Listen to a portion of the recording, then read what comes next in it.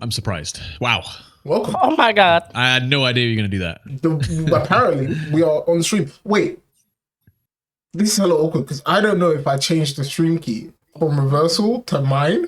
So we could be hijacking the reversal stream right now, which would be really bad. You are live on yours. Okay, wonderful. As far as I can tell. That would be hilarious. That would be very, very bad. Hello and welcome to episode... Change the title. Is the title episode 1 still? Yeah, because the first episode was episode 0.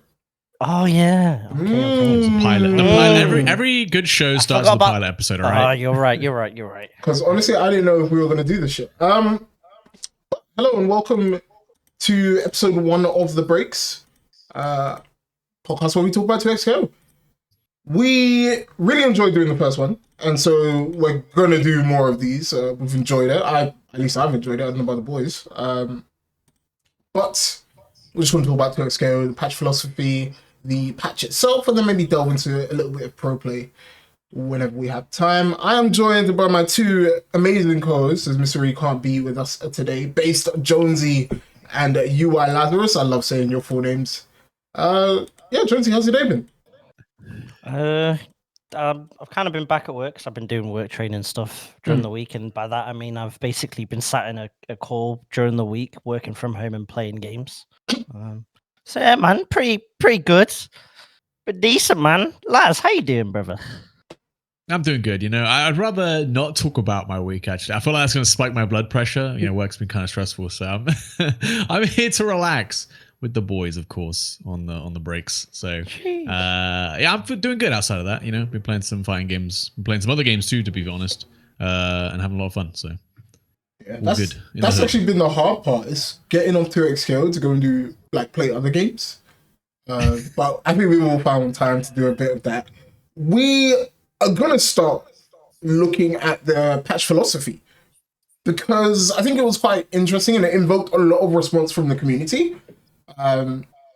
Mainly about how they intend to balance the characters. Some parts were more well received than others, so we'll just go through a little bit of it. I think honestly we could just dilute all of this into, they want to make sure everyone is has a chance to be good, not necessarily everyone is really, really strong, and then also the 5-week patch cycle that they wanted to have, which we can discuss later. I'm interested in your opinions about that. But let's start with, let's start with every character should have a chance. I think that was giving every champion a shot.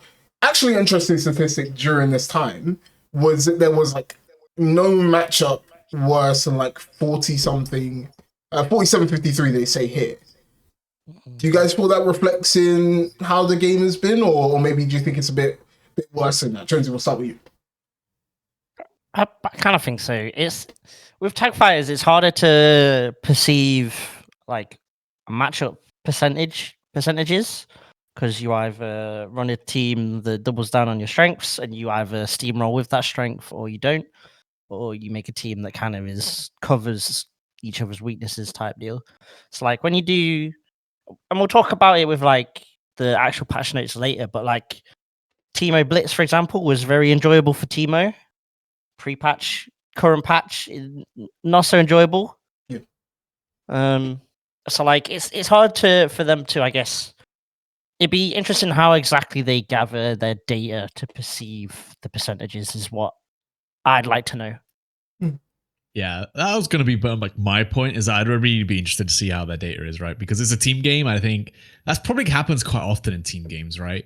Is that the actual matchups of per character basis probably does even out quite a bit, because just naturally maybe you play Braum with Echo. Guess what? That team's still probably pretty good because you got Echo on it, right? But I'd love to see what's the matchup percentage of Echo Yasuo versus Jinx, I don't know, Blitz, just for an example. It's probably greater than 5% if in that specific matchup. It's just the characters themselves, obviously they frame the data in a way to look as good as possible, obviously. But that's one of the benefits of tag games as well, is that no individual character, like Jonesy was saying, is going to feel bad in certain matchups because you have the other character to fall back on or to cover your weaknesses. Yeah. And I guess they're trying to stop themselves doing what's kind of currently happening in League, where some champions are like in lower ranks and lower elo are like stats wise, number wise, and even just mechanically wise, they're so either tough or so difficult to play. But because they're pro locked, they still get heavily picked because people see, oh, pros pick Yone, pros pick Aurora, and it's like, cool, I'll play these. Wait, these aren't the easiest characters to play. Oh no. And it's kind of like with this, right? You're not going to see Blitz a ton at the highest level. Maybe you are soon, maybe you're not. But then at the lower level, you're probably going to see that because Blitz is a lot easier to abuse in that regard. Yeah, and I think what you make a good point about League of Legends, right? Think about a character like Azir. If you don't know who Azir is, really technical character in League that requires you to focus on quite a bit at the same time. That character in pro play is busted. Character is really, really good. All the really good players play it often. And then you have someone like Master Yi, who I have not seen in pro play since I've started watching League of Legends. However, you take that to a silver lobby, you're running it. You know what I mean? And they've identified something similar, right? Characters like Jinx and Blitzcrank are really, really strong at the lower levels, where people aren't necessarily using every defensive mechanic to get themselves out of the situations that we can. But at high levels, like Echo Yasuo, everyone's playing that. So dividing it amongst the ranks is what we've seen them do, and I like that they've identified the difference between the two. I think they just built themselves a bit of an issue when it comes to balancing for high level and balancing for low level. Like I was watching a couple top players stream, and they were like, they need to get a bit better at balancing things in a way that's like it's not going to affect the entire play base at the same time. As an example, people were looking at Ari and saying she was doing quite a bit of damage, and they were like, okay, we're going to hit the scaling on this on this super. So you can't do H anymore. You have to do L in the intermediary period. That changes nothing for pro level players because they're just going to change their combo slightly, and overall affects nothing. And it doesn't change anything for the new players because they probably weren't doing that combo anyway. It does. I do worry for the game because you have to pick a crowd at some point, in my opinion.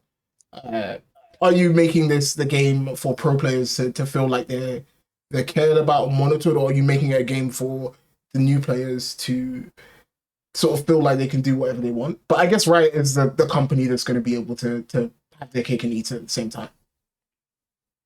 Yeah, and I think they definitely put themselves in a very challenging position, like because they are going to try and do both, right? So they're supposedly going to be using statistics and data to help their assessment on, like, especially the lower ranks who are like less likely to engage in discussions, which could be good. Obviously, my concern would be how much data you're going to get from people at that level, how useful it'll be. I feel like you said, Dunk, they probably will have to pick a crowd at some point. And I don't even mean just like between catering to, the top tier players or the lower tier players or whatever you want to call it. It's more just like, I'd be very impressed if they do it. Here they're saying every champion should get a shot.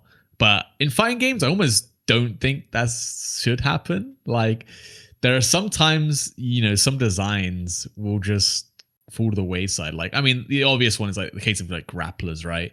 Like, generally when grapplers are strong, it is because they harbor some sort of degenerate gameplay pattern. Usually it's because their command throws are too powerful. Like, they either loop into themselves or they do too much damage, things like this, which is really oppressive at like all levels of play. Because obviously it's just a guess with command throws usually. And that's the only time that a grappler is strong, really, is when their grappling is really, overtuned. So if they, for example, made Blitzcrank super good, they either need to make his command throw game really, really strong, or make some other part of his kit really, really strong, and then he also has the command throw on top of it. So it's like it's one of these things where I don't know if it's possible. Like, I'd be very interested to see, though. I think you kind of need to just hit a certain point where it's like 47-ish or 48-ish%.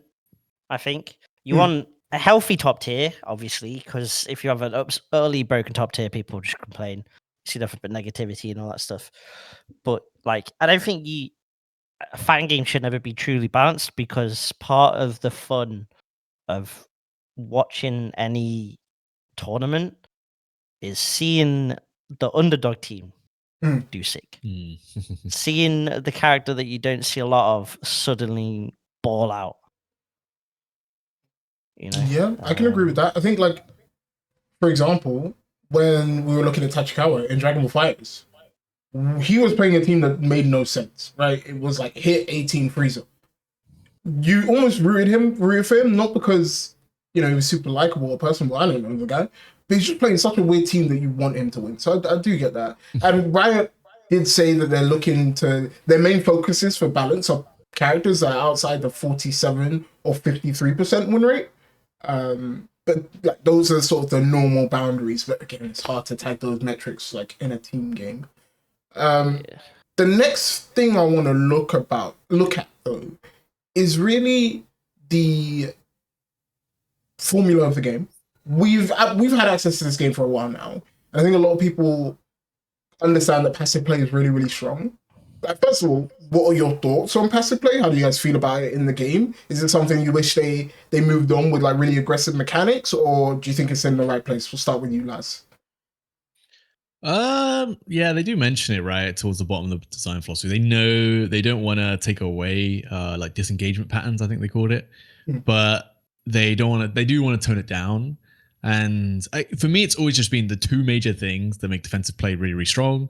Is well, I guess that's free, but the third one's not so much. Fast assists, unreactable assists, you know, basically that come out before you can react with like a parry or something, like interrupt, right? And obviously the lack of dash blocking. I think if only one of these is true, it's less of a problem trying to approach someone who plays defensively, because if the assist is reactable, you can dash up and then you can parry on reaction if the assist comes out. And obviously, as the defender in this situation, you're never any risk to yourself. And I think that's what makes this a bit degenerate. There's like, it's extremely high rewards, because if this lands, it auto confirms into itself. You never have to be a part of it, right, as your point character. But yeah, if there's also dash blocking, the assist can be fast, because you guess what, you can probably dash and then, you know, hold back quick enough to maybe catch to block the assist. And then, you know, if they decide to tag in and get some pressure, you still have options. You got like you know, push block and stuff at that point. I think while those two things are true, it's always going to be very strong, because it's risky to engage. Like, it's very risky to be the person moving forward right now, basically. You basically have to just jump. And because you have a few options in jump, like you can even, you know, obviously air block in this game. It seems to be like the more, you know, better way to go about it. And I guess the third point for me is that basically when someone, you know, holds up back, obviously there's a landing cancel whenever they do block something. So there's, even if you do block something while trying to retreat, there's a good chance it's going to be your turn now anyway, right? So you can turn that defensive momentum right into offense very easily, just because you decided to, you know, up back at the right moment, which is, you know, is fine. It's a mechanic, you know, we've seen it before. It's not a mechanic I'm personally a fan of, but you know, it does. There is some interesting strategies there. We do see players adapt around it. You know, going for throws as soon as they land, because guess what? Because they're not in Bloxton anymore, they'll actually have no throw-in vulnerability, which is, yeah, it's cool. I think that one is okay to stay.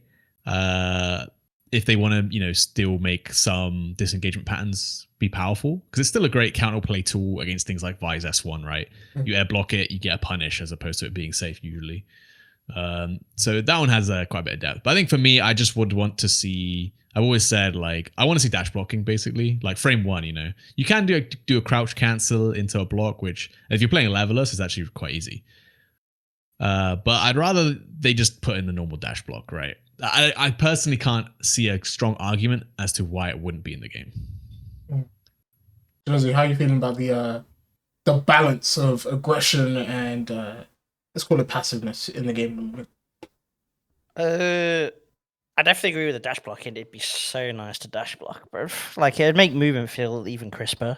The problem is that people just naturally tend to, even when they're playing, the only time you'll ever see just pure aggression is when it's a game that's basically just giving you all the plus frames to be aggressive.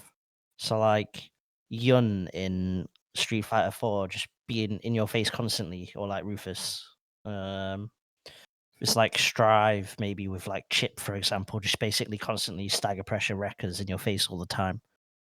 Like tag fighters generally, at least in my experience, maybe it's just because of how I play.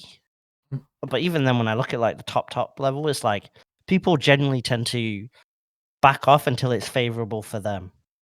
Like Hikari in Dragon Ball will literally just chill, wait for you to super dash, because he knows you're gonna eventually want to super dash at him, so he's gonna be ready for 2H. MVCI, you're gonna naturally want to back off, wait until you've got some sort of way to control the neutral screen to then get back in. Could argue the same with 3-2 as well, to an extent. It's like even in like Smash, for example, in Smash Ultimate, 9 times out of 10, the best advice is literally to back off in neutral and wait till it's favorable and just throw out hitboxes that like stop people approaching. You know, it's people just naturally tend to move towards taking the more passive, less risky option. I think as well, like I did see some, like maybe earlier on in the game's lifespan, I did see some calls for like negative penalty, which I can see a smile on Laz's face. I was not a fan of, and I'm glad they've gone on record to say we're not adding that into the game, because it kind of gives you the opportunity to just play how you want to. Like, for example, I played Riot, who's supposed to be a rushdown character, but I love just standing there and waiting for people to do stuff, you know, and trying to react to what they're doing. But again, I do think there's a lot of characters right now in the game who, in your head, you would think you shouldn't want to backdash like 900 times in a row. That shouldn't be what you're thinking about. And then Warwick just pounces backwards all the time and is waiting for 5M, exactly. So like, yeah, I am in the same camp.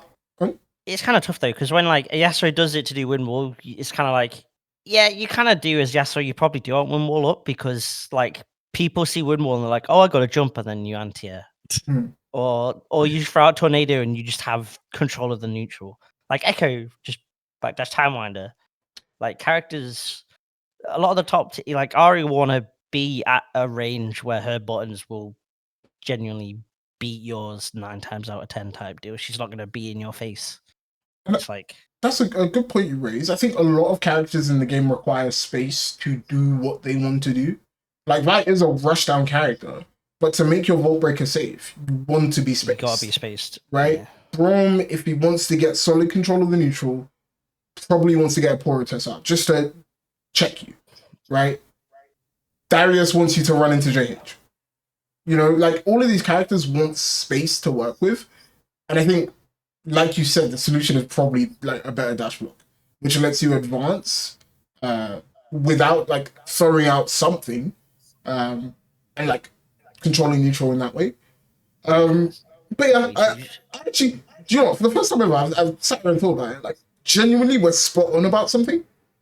I think our diagnosis of that situation is spot on. I think dashing, like advancing movement, needs to be better in this game for people to not want to just backdash. Yeah. Which I think what whenever if you've ever played a game like Uni, like some other games, like I mean, I guess Guilty Gear and Blaze aren't the best example, but they do have frame one blocks after dash if you do the system mechanic. But whenever you play, if anyone's played Uni, like you know how good it feels to do like a micro dash block, bro. Like that shit feels tight. Like there's something like it makes the movement, like what Jonesy was saying, it makes you feel so crisp. Like I just want it. Like I want it in most games, and like I can understand why it's not in every game. Obviously, it is a balancing mechanic, but for me, it doesn't make sense why it's not in 2x KO. And to me, it would improve the game like immediately. You know, I don't think. Maybe I can't imagine the situations where it's actually a detriment, but like I think it would make the game feel way better. Like personally. The only type of character it really shouldn't affect like Monster Girl in Invincible Versus and like Hulk, who have the hop forward dashes. Yeah. like Eno, for example. But even then, Eno can still do it in the air. I actually don't know if like Monster Girl or Hulk can. But that's the only reason I would ever think you can't dash block is if you have a properly committal dash. Like release Johnny in Strive. They were like, we're going to give Johnny this really fast, kind of cool dash, but he has to commit to the dash. We'll kind of, for that point though, we kind of do have to realize that Arxis were like, this literally means Johnny cannot play against like any of the zoners. Yeah. He literally can't play against Happy Chaos at all. But it's like a designated weakness, right? Like that is something he can't do, but you take that for your advantage in other matchups, right? You have a really good dash. So just, I don't know what that would make him good into. But it's a designated weakness that is understood. But I want to move on. I want to move on to the meat and bones of the patch.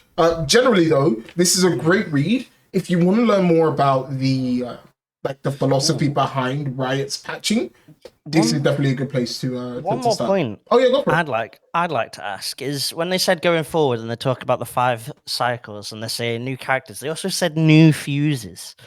And then in my mind I was like, what on earth can they cook up? Because I'm like, what can they actually do? I think someone said snap when I did a block with them. That was last on the Japan block. Yeah. And it was like, yeah, snap could be a cool idea, maybe. But like, in my mind, I'm like, I've got no imagination on what kind of fuse they can even cook up. Okay, I've seen so many people say this. A fuse where you have 3 characters would not work, and it doesn't make sense. Like, I need people to dispel this from their brains because there just aren't enough buttons. There's not enough characters. Like, I don't think it would work, and I personally don't want to see it because I feel like it loses the identity of 2x KO. Not really a 2x KO, is it? Right? Because you don't hear the announcer go 3x KO. Exactly. Yeah. But let's be real, that would never happen because if there was a 3 character fuse, guess what people would play? Yasuo, Echo, Ori. Literally, it would just be those characters. Actually, before we move on, I know I said I want to move on. 5-week patch cycle. I have seen pros hate the shit out of this. I've spoken to like Mystic. I've spoken to Noka. I've heard Leffen on it. I've heard Diaphone on it. Everyone has had a very different opinion about this. I want to hear yours, Jonesy.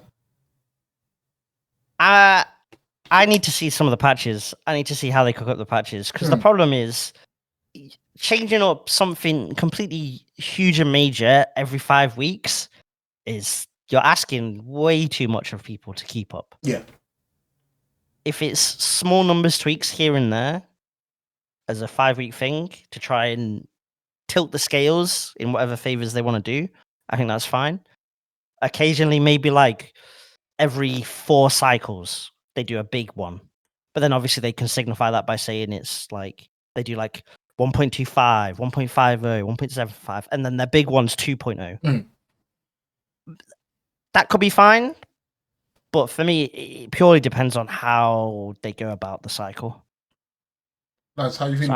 So I need evidence. I need evidence first. That's what I'm gonna see. I think that's a measure taken. It's the right take. I'll speak on that in a bit. Laz, how you feeling? Yeah, I think they did say right that basically that's the thing. That's the idea. Is like once the game is in a proper balanced state, they're going to. It's going to be like minor patches, like like probably number tweaks, that kind of stuff. Like, and then when they do bring out like either a new character or after a few cycles, it's probably going to be like, oh, here's like a bigger patch where we're going to actually just try and shuffle up the meta. So imagine what it's going to happen is going to be like 5-week cycles to tune the meta, and then there'll be like a bigger patch cycle where they actually change the meta. But also at the same time, like I get why people complain. I completely get it. But man, do people got to suck it up? Like, for one, there's only 11 characters in the game right now, right? And to be honest, while yes, you could argue that it is quite a deep game, there's a lot of complexities and stuff. If you're a full-time gamer at this shit, like I personally don't see why you couldn't learn more characters, if that makes sense, in a short amount of time. There's all the resources there, it happens.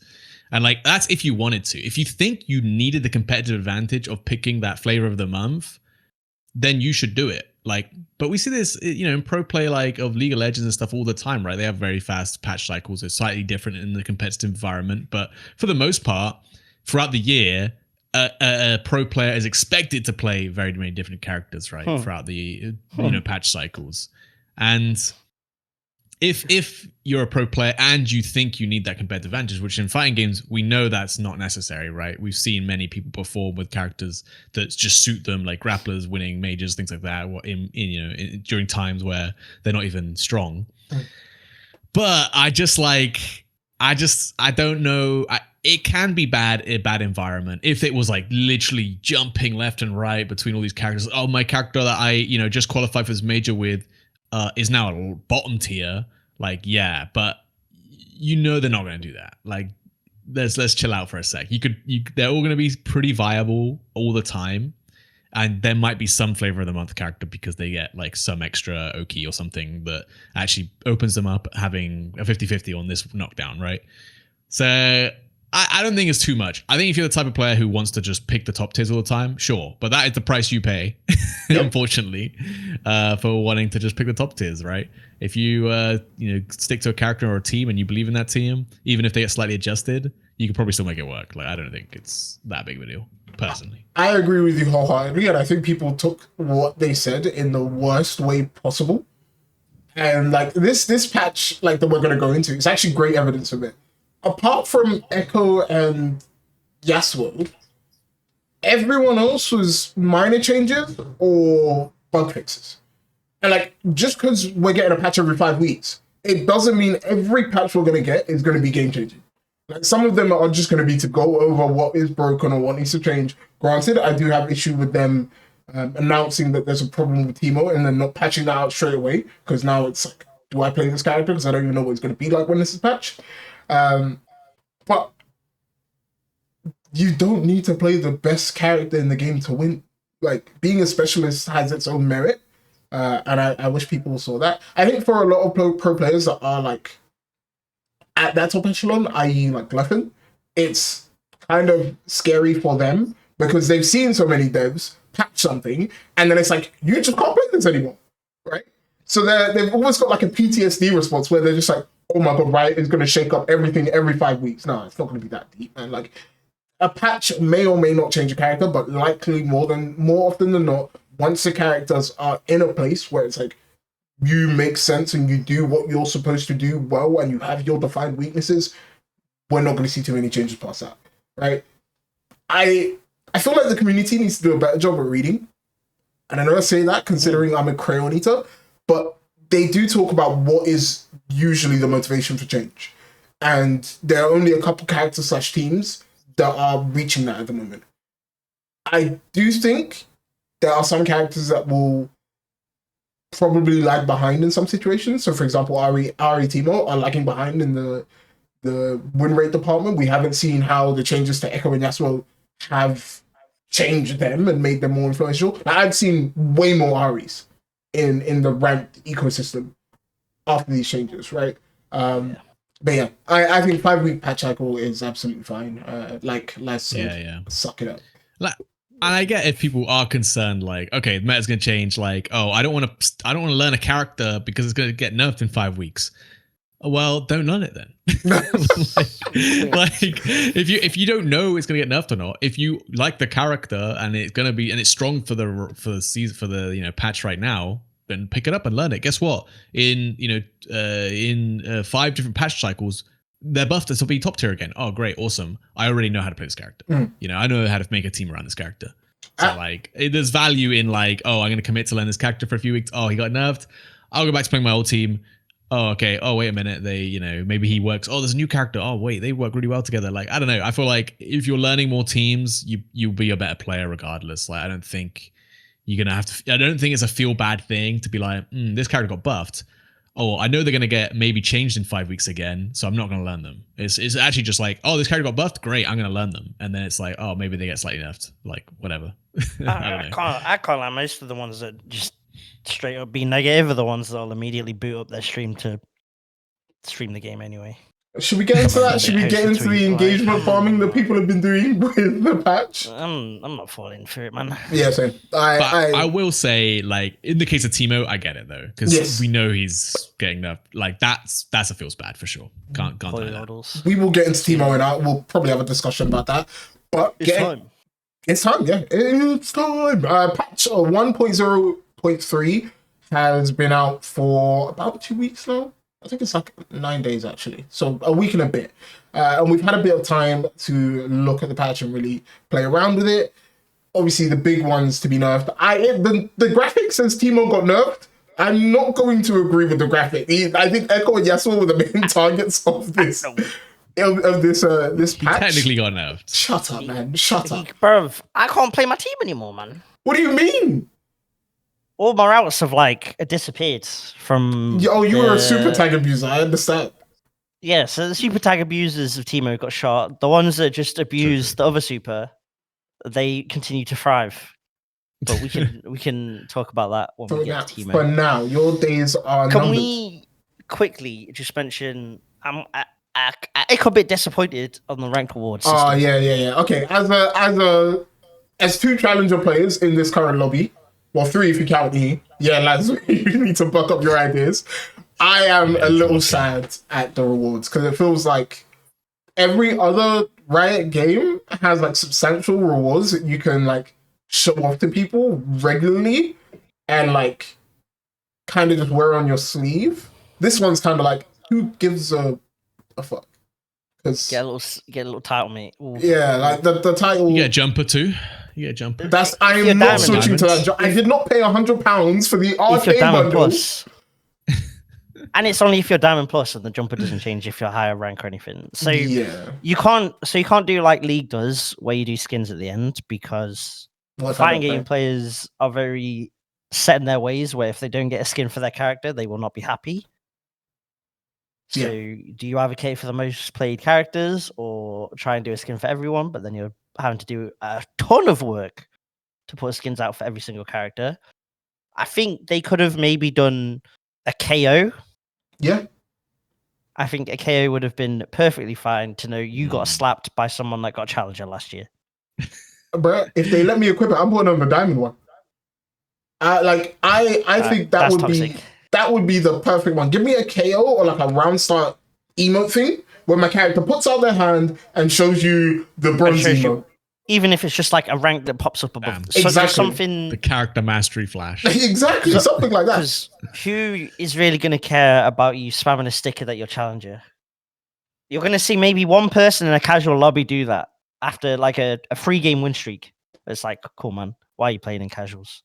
And actually, we did discuss the chromas on the Japan podcast. Japan watch along for 2XKO. If you haven't watched that, it's a great watch. Us three are up at God knows what time watching 2XKO. It's on the Reversal channel. Give it a look. But we did discuss chromas, and it's really tough to do because not only do you have to make a chroma for every character, after the first year, what do you do? Because now you just have the chromas for all the ranks. Season after season. So it is tough. I will give Riot a lot of like slack. It is tough, but like don't just give me something that half the player base will have, and B I probably won't use because I don't engage with the lobby mechanic whatsoever. I'm kind of just there because I can't be in team mode. So yeah, I agree with you. The rank rewards not the best. Maybe they'll look into it season 1 though. Yeah. But let's get into it. Let's dig in. Yes. Core change in the mechanics. Assists no longer have collisions after they become invulnerable. This was an important change. Like this, okay, we'll go on to what is a problem later, but this was an important change because getting body blocked when you've already hit an assist and they've fallen out of something was the worst. And then it will drop the remainder of your combo and you're still swinging and probably now punishable to the person taking out. So that was a really, really important change. And then Parry Shockwave is now full screen. This was like a counter, or it's supposed to be a counter to stuff like Super Tag, especially Teemos, right? If you parry something from the point character that's now coming at you, the Teemo super will not come out and start beating you up because they weren't in reach for the parry. Thoughts on these general changes, guys? We'll start with Jonesy. Why not? killed my team, bro. I hate the change strategy. I mean, yeah, the parry thing is what it is. It's kind of similar with Strive, where it's like, we'll do a small burst. Oh, wait, there's characters that actually don't care about being in range of your burst now, so we'll have to do burst full screen. It's probably the same with them. It's like, right, we've got this parry mechanic, cool. And then they release Teemo, they realize people are like doing super tag, and you either have to learn a slide parry OS thing, or you just have to hold it, manually time it, or hold the mix, or try and like fuzzy block it or whatever. So parry change is fine. The assist one was just needed for the longest time, bro. Yeah. Thank God. Lads, how you feeling about these universal changes? Yeah, I think the assist one's just so good. Like, so many times. I mean, if you play this game, you know when that happens, and you know how frustrating it is. So that's really nice. And the parry shockwave thing, I get it. It's a really good countermeasure to degenerate stuff. Does have some potential restrictions down the line. You know, if anyone's going to have a full screen kind of move that isn't a projectile, is basically becomes unusable unless it's unreactable. Yeah, Ilawi's. Yeah, exactly. It's a great example. Unless you change it to have a projectile property, and then that's going to open up a whole different lots of situations. But like, I think it will limit some sort of design in the future. Where who knows, maybe someone's gonna have a full screen normal, and now you're gonna have to make it so it's unreactable, like, you know. So it's kind of like down the line it'll be interesting to see how it affects things, because obviously parrying basically leading to a full punish, even if you parry something from literally full screen away. I can see them like shortening the actual stun animation in the future, because it could become a problem. But I think it's still a great change in general, healthy change. Yeah, who are they going to give the 6-frame misfire to on a normal? Wonder. But like, I agree with you guys. These were like really good changes. I think there are other changes I wish they would make. So like stuff like invulnerable supers ignoring break, and now you're just punishable because someone broke while you didn't invuln super. That doesn't feel good. But generally, I think they're going in the right direction, making these universal changes. Really happy with them. Assists, I think, still need a bit of work. There are some situations where assists are just in the way for no freaking reason, and like when they're dead, for example. Yeah, rather than it being like 7 or 8 times out of 10 in a set, it's maybe once. Yeah, which I will happily take. I will take that all day. All right, let's get into the character specifics. They did say the changes below are designed to combat uninteractivity. Remember that one. As we get into the first character of this patch, it's Ahri, the most uninteractive character in the bloody game.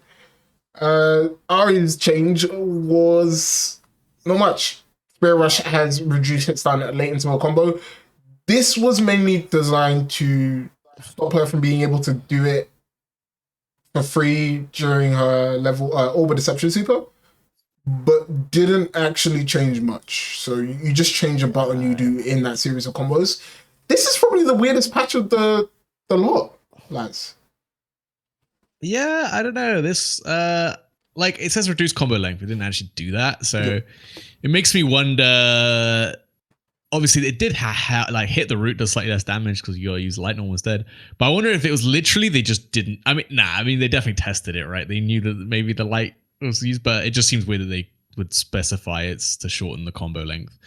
But I mean, we know that these patches are on like a slower cycle, so we know that they probably made these changes way before Ahri is becoming more of a problem than she is now. So, and you know, like they said, they want to give every champion a shot, right? So sometimes you will just get a strong character, and that's how it's going to be. You know, they don't necessarily are good enough if they think the character's healthy. And I think Ahri's, you know, she's definitely very strong.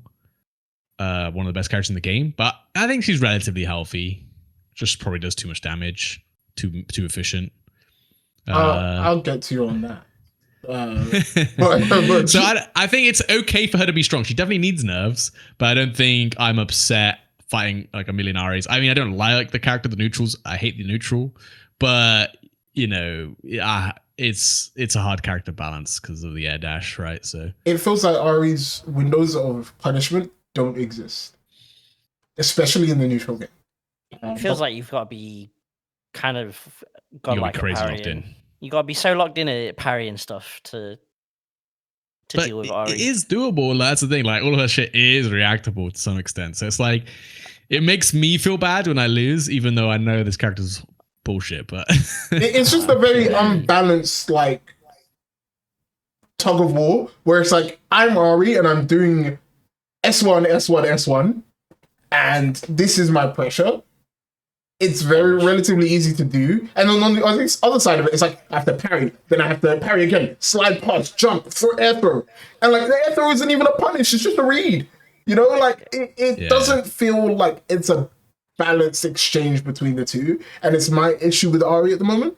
But Jonesy, I'll let you have the floor if you want to discuss this change in particular. Nah, next character, man. I don't want to say my words. Wonderful. I love you, Jonesy. It's actually Blitzcrank, the next character. He was probably the lowest of the characters in terms of power. I know a lot of people were putting Braum there, but I think Braum is maybe a sleeper hidden pick. Slept on, bruv. But We'll talk about that later. I think the Blitz changes were pretty good for him. The Rocket Punch has a better hitbox. It covers the upper area more. So especially with those like thrown projectiles or like they have a curved arc, he'll get rid of them more. And I believe he gets more steam gen from pretty much all of his specials that did it before. Wrecking Ball is a bit of a weird one where we still don't know how to use that one. I haven't seen anyone use it effectively to gain steam. I know in the trailer they showed him doing Wrecking Ball 3 times. I've never seen anyone do that combo in any practical situation. But yeah, generally Blitzcrank changes, good, bad. Jonesy, how you feeling? I mean, for Blitz, they're good. If you play like Teemo, kind of bad, not gonna lie. Feels bad. To play the projectile zoner where you just want to chuck rocks and then Blitz punches your rock and you just kind of stun there. But nah, I think all the changes are pretty solid for Blitz. Like there's now times when I'm playing against Blitz and I'll suddenly realize they have full steam and I'm like, the hell? They ain't done super. How do they have full steam? Yeah. What is happening? What is this? So yeah, I think all the changes are pretty fine. His pressure one is such a nothing burger because if you're letting a Blitz do fully charged Wrecking Ball, like you got bigger problems. You should die. You need to go team mode, bro, because you need a better answer. Clearly, that ain't the character, bro. That's a you problem. But yeah, all in all, Blitz, I think it's the right kind of change. I think you'll probably get maybe a couple more buffs here and there sprinkled later on, but he's a strong mid tier, which is where you want a grappler to be. He's gonna be the character that everyone's like, this character's shit, and he'll just keep getting those little buffs, and there'll be just one that hits him over the edge. And it's like there'll be one bracket. There'll be just one bracket. There'll be one major where a Blitzcrank just bodies everyone. Like Goombu's gonna randomly pull up to like Evo next year, smoke everyone with Blitz. Then people are like, why is Blitz this broken? This game is horrid. This game is so trash. Like, come on, bro. Lance, how are you feeling about the Blitz changes? I just don't.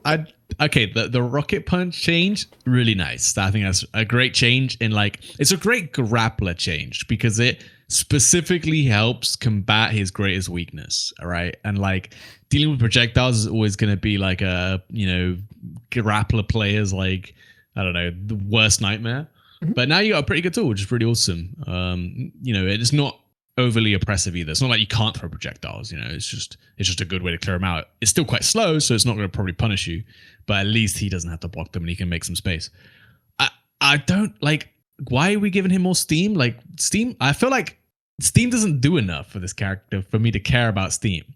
It gives you an armored command grab, basically doesn't matter, in my opinion. I guess maybe you don't have to worry about wake up attack, but to me, steam doesn't matter. You get armor command grab. There's no real throw protection in this game for the most part, so no one's mashing on your like tick throw pressure. Like that's never happening.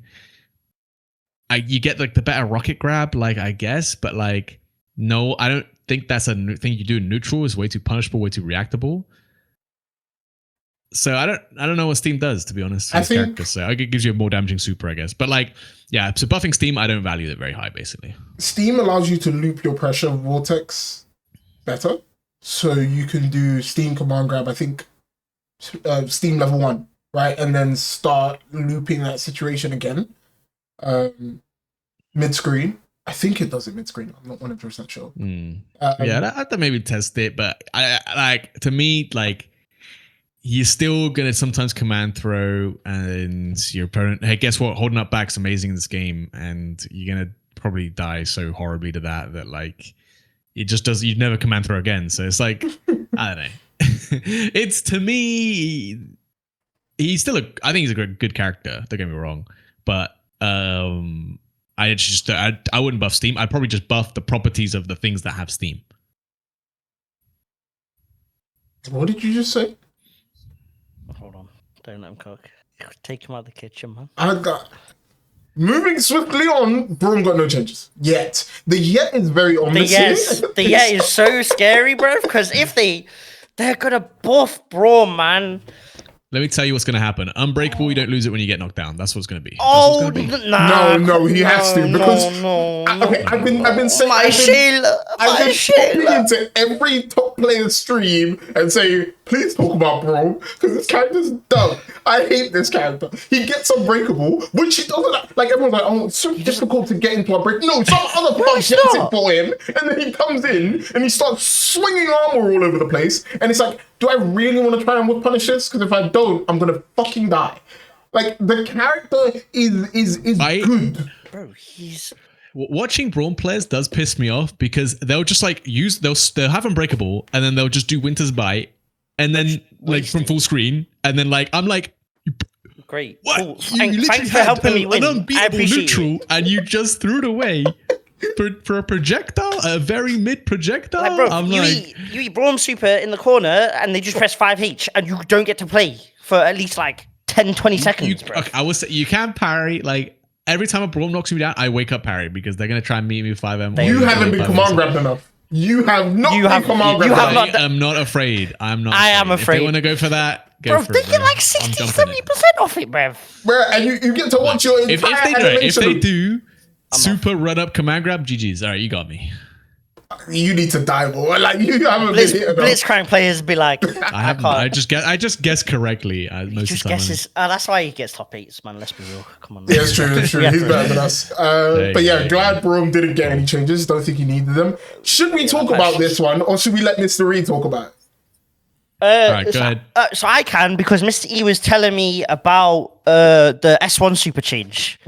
At Koto, we're there, we're sipping beers, we're chilling at the Airbnb. He talks to me about how if Braum does a super long combo and they end with S1 super, instead of being, what did he say?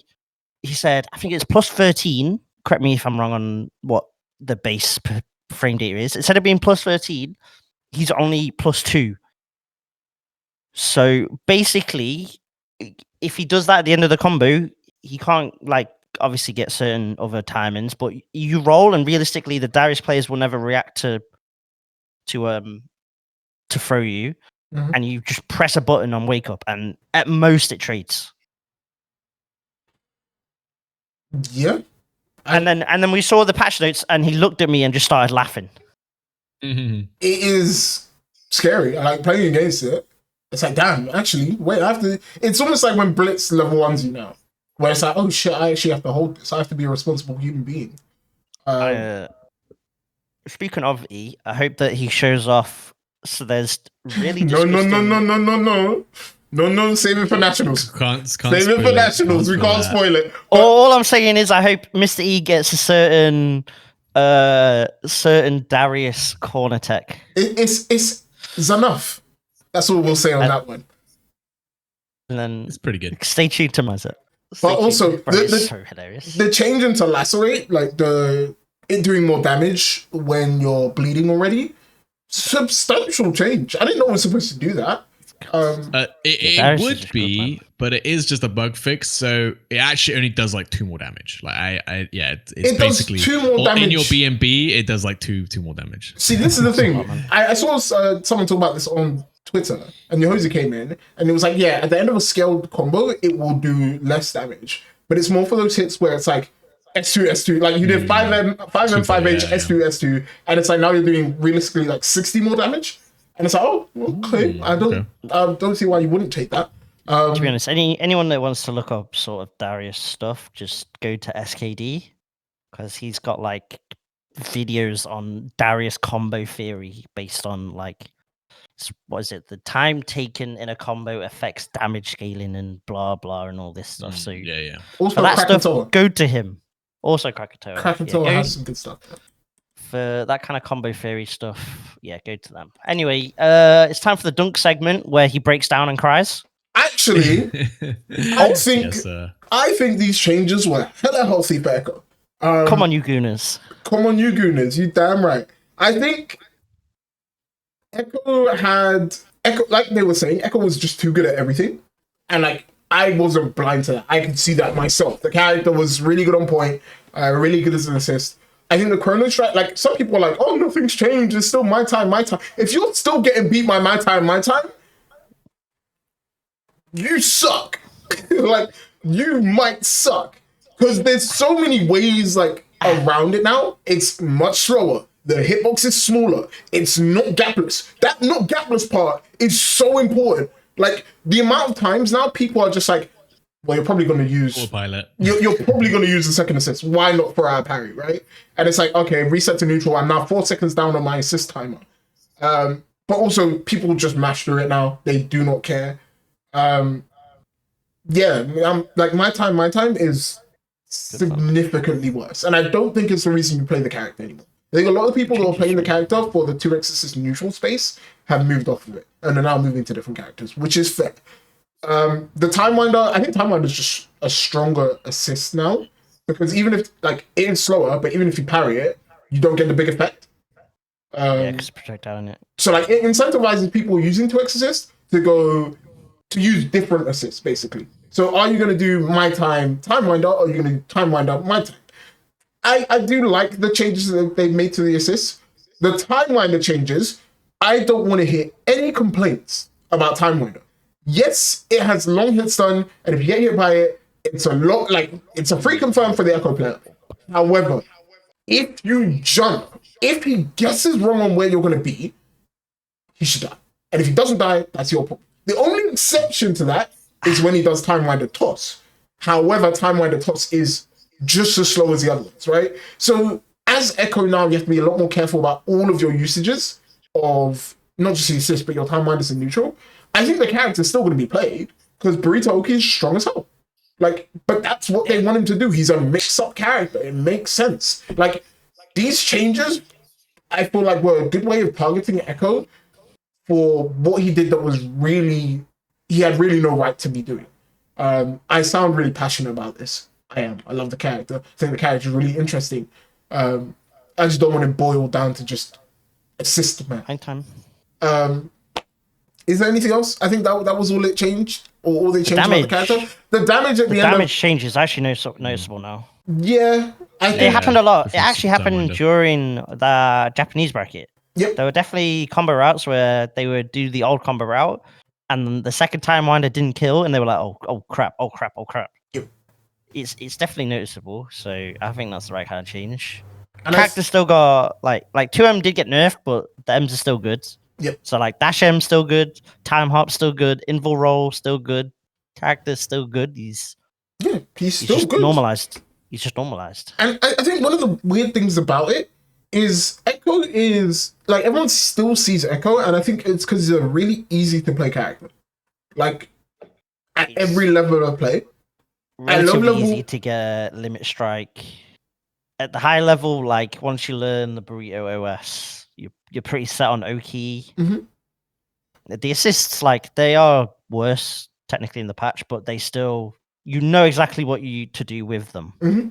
It's pretty obvious. Like yeah, they literally say right that Echo's assists are probably like I still think it's probably like the best some of the best assists in the game, just because they literally just do exactly what you need to. You just press the button, it comes out, puts your opponent blocks on, hit stun from very good range, like and fast enough where you kind of don't have to think about like timing it. You know, there are some slower ones you got to like call early before you even done your like block string. You know, but like they're still amazing assists. He's undoubtedly weaker, but not. They haven't changed how he plays, and so that, like everyone's still gonna play him. Yeah, I think Yeah. this just made him like more of a Jack in a lot of places, whereas before he was God. Yeah. Which I Sure, think yeah. is fair and acceptable. I'm like, I wouldn't be surprised if they nerfed the character more. But like a lot of the people complaining, like I saw on Reddit, someone got hit by Time Wonder because it went over Wind Wall, and like all of the Reddit posts were just like, "Oh yeah, Echo's still busted, Time Winder." Like, no, brother, you just ran into a Time Winder. Like, Your issue there was you went on Reddit to. it's true. So that's on you, man. It's No true. social media is safe. Let's be real. I still think Echo is top 3. I think Yeah. Burrito Oki is just too valuable to have at a high level. Man. Like, it eliminates so many wake up options. Kind of what's happened is a lot of the ones that just played my time have just moved on to freestyle. Yeah. Where they'll just do some sort of. People are doing that anyway, to be honest. Yes, people just do like active button, echo, roll through. You now have to guess. You will probably get hit because like it's so hard to block. Maybe I'm being pedantic, but I think a lot more people are using their point characters to cross up. Because Echo's. Oh yeah, because well, it's kind of the same. I would argue no. I'd say if you wanted a character cross, you just play Yasuo. That's why you play Yasuo Echo, because then it doesn't matter who's on point. Yeah, Yasuo Vi is the same thing. Like, yes, Echo's cross up isn't actually like it's not great because you have to do jab roll. And I mean, as long I kind of get that's what I mean by there's some active button for the roll. So like Vi doing heavy blues, going you do echo roll, charged H buttons, obviously. You know. Okay. Sorry, I went on a big rant. Anyway, Echo. How'd you guys feel about it? Good, man. I'll ask Lance because he's. I mean, it's fine. I think they want to keep what's strong about him, but also nerf some things they don't think should be oppressive, and I get it. Like the assist nerf's very welcome of that. You can now probably react to Chrono Strike pretty reliably with parry and stuff. So like that's really nice. Still think Time Winder's really strong, neutral tool over centralizing in a sense where you really, it's just a projectile that, you know, it's just so punishing to get hit by. Obviously, it has its downsides, not gonna lie, but it still requires a lot of respect in neutral. And obviously, he's still got amazing Oki. Like, he's still, like I said, he's still great top tier. I mean, like I said, he's definitely weaker, and I do like the changes they did. It's in the right direction. If they left him like how he is now, you know, nothing's going to change. But can I also maybe he's a good top tier to have. I think he's very cool. I love controversy. What's up? Why are people mad about Time Winder but not Zap from Jinx? Because Zap's on a resource. Zap's on a resource, has the same speed throughout. And like it's Jinx does get a combo, but like it is a case. Yeah, the start's obviously gonna be slow. She can't interact with it. Like, you know, she just shoots it, and like she's not like constantly making it a threat, and it doesn't just stay on the screen, so that you can't really approach. Like if he does like if Echo does like jump back Time Winder, and I haven't already like jumped over it or something, I basically can't run forward. Like that is no longer an option. If Time Winder's out, so I have to find another way. If Time Winder's out, there's a little bit of a mind game of whether or not the Echo actually hits it or not, which will affect your movement. Whereas with Zap, it's like realistically, it's if Jinx has Zap, I'm gonna make sure I'm not in line with her so that I don't get clipped. So if she's on the ground, I'm trying to stay in the skies. If she's in the skies, that's when I dash up. There is no orientation of Time Winder that you can throw out that beats Super Jump. What if you do Super Jump back? Super Jump Time Winder backwards? Yeah, sure. Then unless you're right, like inside someone's face. But then Zap, you could say the same for Zap, no? Yeah, I don't know. Yeah, if you try to jump over everything. You can technically super jump over every. All right. You know, yeah. Yasuo's. This is getting pedantic. It's getting pedantic. I'm being childish by it. Echo. We'll move on. Normalize, yes, no, quick responses. Normalize or still top one? What, Echo? Yeah. Top 3. Still top 3. Yeah, it's still top 3, but it's less egregious. Maybe It won't feel bad not picking Echo anymore. That's what I'd say. That's the best way to describe it. It won't feel bad not picking Echo. Of course, you'll say that. We'll come to your character next. Alawi. Whoa. Honestly, Allow don't care. it. Yeah, Allow allow it. this. Also, allow this character. Jinx. Just bug fixes. Do not care. Bug fixes. Timo. I don't even want to talk about this because I feel like it's such a moot point. They changed the S1 Sonic Dash, like Sonic Spin thing, to be negative. But then the air one's just Fine. There's no landing recovery on it. Yeah. That's just gonna get in the next patch, realistically. But yeah, grounded S1 was just hella dumb already. So it makes sense. Being easier to hit Teemo is, I guess, fine. There are times where you'd hit Teemo, you trade, but the super assist knocks you up so high, it's not the easiest confirm for some characters. So it's whatever. S1 Super, bruv, you basically get no combo now if you get a mix. It's so tough. I used to be able to get like fully charged, mash out, S2 into launcher, jump S1. I basically now have to do like launcher into S1. I have to skip like most of my combo now. I think that's just to get a knockdown. Nah, man. Give me super tag mix, bruv. But I think the biggest issue right now with Teemo is we know a lot of him isn't functioning as intended. And these changes mean nothing at the moment because it's not encapsulating of exactly how the character has changed. It's like S2 Super is still extremely strong. Yep. It's still basically, you can probably get, there's routes where you still get it twice. The J2M change is kind of funny because it makes it easier on stick. But slightly harder to combo, but it's like what you just call an assist. I did want to like mention it. Like, I can't believe like this is how messed up this character. They like gave this character an instant overhead, and they thought having an 11 frame instant overhead isn't strong enough. It should force stand on hit so you get a combo. Like, what? Like, I didn't realize it did that, to be honest. I knew you got a combo off it, but I have to assume it works like naturally. But they literally made it force stand so he could get a combo. Like, yeah, it's how the pizza cutter JH actually connected because you were standing up. It's quite funny. But I would struggle to always hit it consistently because I was an arcade stick player. Cheap boxes, bun you, man. Or even. But I mean, I was an S1 enjoyer. S1 kind of got shot. Is what it is. S2 is still strong. Bandle dash is still strong. Is what it is. It still has no landing recovery. Yeah, I think this character, we're gonna have to wait to have a real take on him because right now he's just like he's half done. But overall, I think this changes nothing about his power level. He's still probably top 1 in the game. Yeah. We'll circle back to this one. We'll revert back on when we have more data on this one. Bye. Honestly, these changes don't matter. They're nothing, bro. I really hope they undo the command grab. Not command grab. The footstep grab change. I want them to undo that. It pisses me off. Yeah, it seems kind of arbitrary. And just so pointless. Makes her more droppable in some situations. But they don't really change much. The worry changes, I am not too sure what this was about. I'm not sure if anyone else has any like insight into this. I saw clips of it. I've definitely seen it happen to people. But yeah, it's this basically happens just a lot. It's kind of like, to be honest, when you think it's kind of like, how do I explain it? It's almost like people with low profile will find it.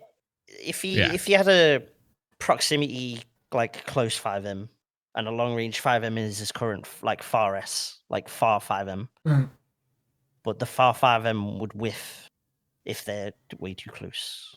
I see. So they just kind of made it work at everything. Yeah, I had this happen quite like it happens like often enough for you to notice it. You know, like this is a very nice change. I'll say like the rest of the changes. So bug fixed him. I think they introduced a new bug, which actually makes him a lot stronger. I can't lie. So I do wonder if that was intentional. It might be part of like where they fixed a bug where Feral Bite wouldn't KO. Like maybe they changed something there that lets his hit stun scaling not apply. Because you can basically just TOD off a lot of touches in the right team comps, because he can get into his his bloodlusted state and then spend it all in the same combo and then super at the end of it for like huge amounts of damage, which I like. I think it's cool, but the combos were cool, man. But it's just him doing Feral Bite into. It's just a special into Feral Bite into different special into Feral Bite, and it's like, oh, come on, man. This is kind of dry, and I'm pretty sure it's a bug, but we'll circle back to him. The last character we're gonna go over, got shot in the legs and is still arguably top 3. Yasuo. I actually liked a lot of the changes that they made to this character. His 2H was made slower. J2H is no longer cancelable on block. Thank God. Although, when we were watching the Japan event, the Japan knockout, it kind of didn't matter. Like, Jiro was just doing J2H and then tagging immediately into Vi to confirm it anyway. Right? That's fine. I'm perfectly fine with that, because you're having to use the tag mechanic for your thing. But with beforehand, it was J2H, and then you basically have to have bar, because you have to pretty much know that they're going to special cancel either into the cross-up slash or the turbulent wind, and you've got to be ready with parry. It kind of added an extra step. If you didn't, it just added an extra step to something that's already... Stop laughing. It's tough to block, man. No. I'll let you guys speak. Let I speak. I reacted to it. It's a good change. Why should Go on. So I was going to say, I like that his regular backdash got nerfed, but his calm stance backdash got buffed. I think that's perfectly fine. Because if you go into stance, you're like, I don't actually want to go into stance backdash. Sure. That's fine. Because that at least requires you to press buttons more than just hold back dash macro. Yeah. I think my thing with Yasuo was always just like, okay, you've mixed me. Why do you then get to do it again immediately afterwards? Why do you get off? You know, you've done J2H to me already. You've already done the crazy mix up. Why can you then cross me up? And like, I don't know, I feel like this just normalizes it. It makes sense. You've done your mix, didn't pay off. You now have to spend something to be safe, which apparently you can line cancel into level 3 after it. So it's not even a guaranteed punish every single time. But it just, I feel like having to parry it afterwards just actually added an extra layer of protectiveness to his already strong mix. So this kind of made it just make sense. Laz, I will let you have the floor. I can see you smiling. Thank you. I needed to talk. Okay, I gotta ask you, Dunk. What's the mix-up after blocking J2H? What's the mix-up? Tell me. The mix-up was like, he does cross-up dash or nothing. Or turbulent. Okay. And how do you punish that? You parry it. Is it reactable? Both of the reactable, right? That's you can parry it. If you block the cross-up, you can also just mash 5H afterwards or sweep or anything and punish him as well. Yeah, but why do I need to block the J2H and the cross-up? Sir, I said if you don't have a bar, you have to hold it. Sir? No, you don't. You just block it. And then you can punish him. Yeah, but if there's nothing you can do same side. Nothing hits you same side if you crouch. Anyway, look, I don't want to get stuck on this too much. Anyway, there's no mix-up. It's a nothing but a change. This then, actually doesn't change anything. Yeah, it doesn't. But then, if say you've got hypothetically, say you had no bar, you weren't parrying, but they just did turbulent wind. What JS2? Can you hit the Yasuo or just the JS1? You mean? Well, I don't know what the S. The tornado or like the dash. That won't hit you. That won't hit you if you're. But crouching. You can't. But the point I'm trying to make is Yasuo still safe after that? Probably not. Wow. Because you can't. You don't have to block it. it's probably out of range. I'm pretty sure you don't have to block it. But anyway, like it's anyway. This change, like it's one of those where if you think it helps you, that's great. But in honesty, how many times are people blocking J2H? It just doesn't happen. Like, if I'm honest, it just doesn't happen. Like, people will get mixed. And, like, making the mix-up actually punishable, I guess, is nice. Like you said, though, people are just going to have the assists ready anyway.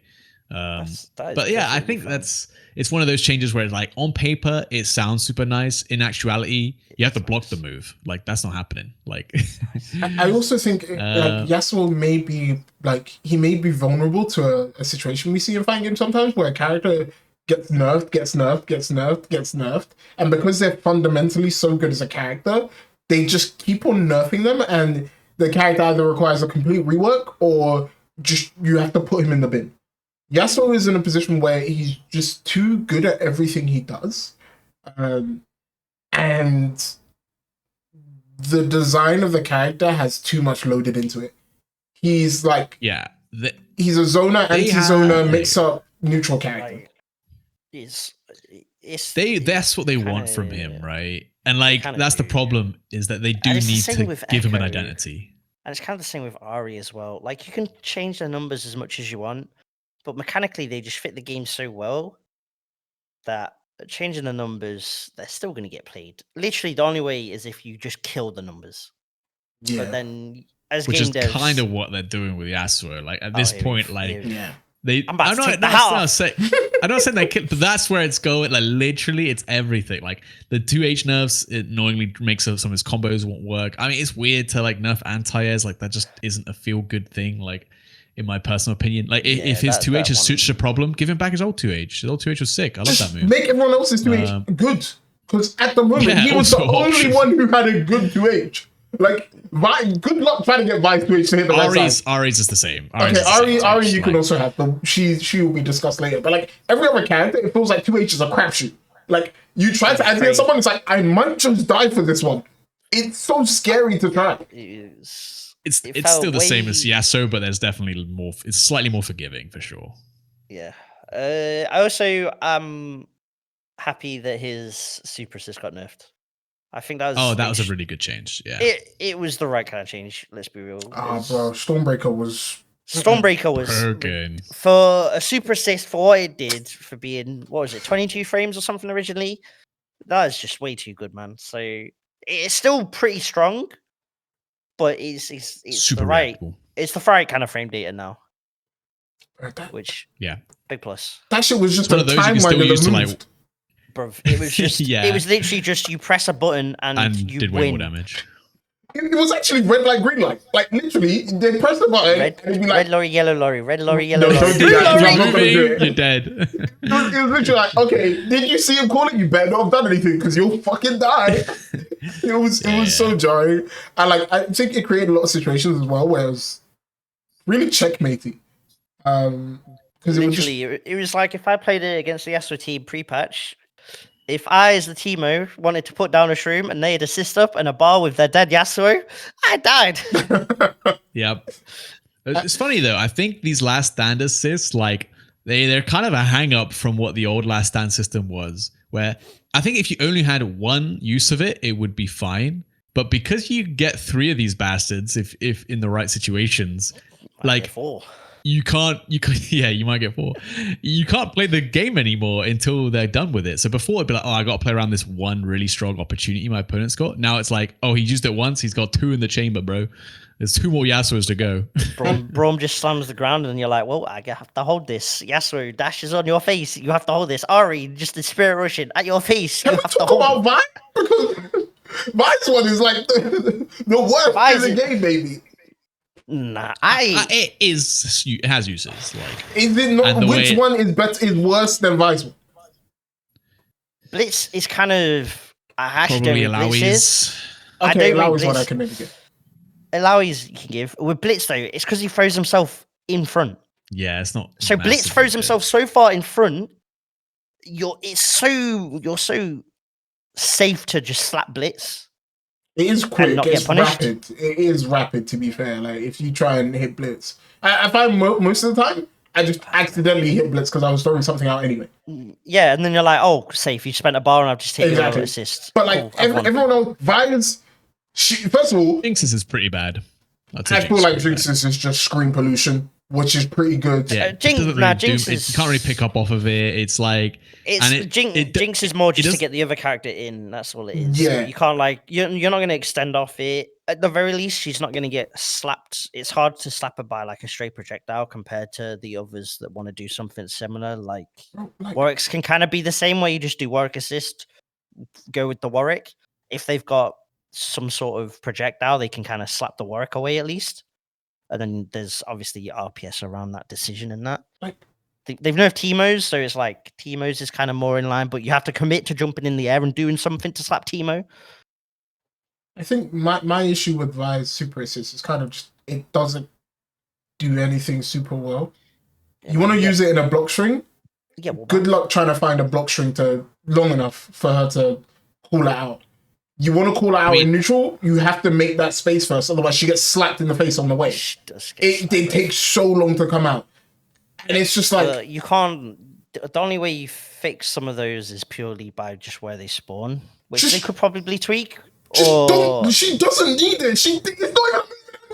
Brother! She doesn't do it anywhere else. I mean, what would a super assist be, though? Make it Crater Maker or something, like EX Crater Maker. I'd take that. Like dry though. I'd rather have dry than like be a lot of damage. Kind of useless. If I against all the good players I played, if I ever use it in neutral, do you know what they do? Parry, punch me in the face. Because you have to create the space to call it, and then run forwards with the rock. It's like, or maybe make like a shockwave on the ground super, okay, that's kind of Brome's thing, actually. But anyway, we've diverted from topic. Yeah, so I think these changes have made him the same as he was before. I think that's the overarching theme of this patch. A lot of people have been thinking about this patch, and a lot of division about it. It hasn't moved the needle for any of the characters, really. It's kind of gone from that to that. Yeah.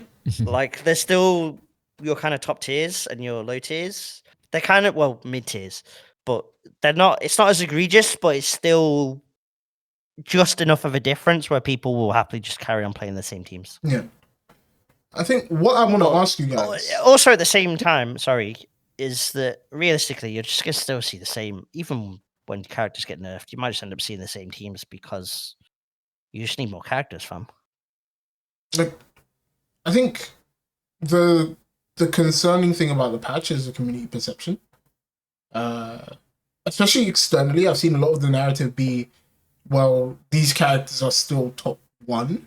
So, like, what did this patch even do? Do you think fighting games as a whole have a place for, like, patches that don't necessarily shake up the entire meta of the game, but just, like, move characters a little bit in terms of perceived strength? We'll start with Laz, actually. I think because we talked about community perception. Like, no, I think when you've only got 11 characters in the roster and like you don't change anything significantly, no one's gonna bother hopping off what they know and what's working. So you have to make it not work anymore, which has its own issues again when you got small roster size, which is also like part of the restrictive reasoning why they probably can't nerf a character in the ground, for example, things like that. But it's the right way to balance. That's what I'd say. It's the right way to balance. It might not be the popular community way to want to change things, but because they obviously just want to see these characters 6 feet under. Like they don't want to see these characters anymore, man. They're like, oh, where's my Brahms? But as soon as Brahms in that's top tier, like everyone's gonna be swapping, saying the same. So that's why I think it's not the right way to balance it. Is to shift the meta so much. It's better just to compress the tiers a bit. And Jonesy, it's just kind of just they're in such a rough spot where it's like they're putting all this money into events, but they're still early access, which is normally the state of the game where if you want to experiment, that this is your time to experiment when you're in your betas, your early accesses before your actual release. So that's where the perception comes from, where you expect the shakeups to happen now for them to test the waters. But at the same time, you can't shake up too much because you're putting a ton of money into all these events And then you'll get people complaining, why are you shaking up stuff so much? I've got I've got a major in 2 weeks, so now I basically have to relearn the entire game. Like, they put themselves in just such a tough spot, and modern fighting game players nowadays is just damned if you do, damned if you don't when it comes to stuff. Like, if they didn't do a patch, people were like, where's the patch at? What the hell? And then you go the route DNF duel, and then they just withers away because there's no patch. You know, you patch too often, people are like, why are you changing stuff so much? Oh my god. You do these kind of patches, it's like, why are you not shaking up enough? You shake things up. Why are you shaking everything up? I've got this. You can't. They They make can't. them happy. You can't win. There is no W to be had. So you have to pick and choose like your battles on when to do your major shakeups and when not to. And I think Riot have they've communicated it well.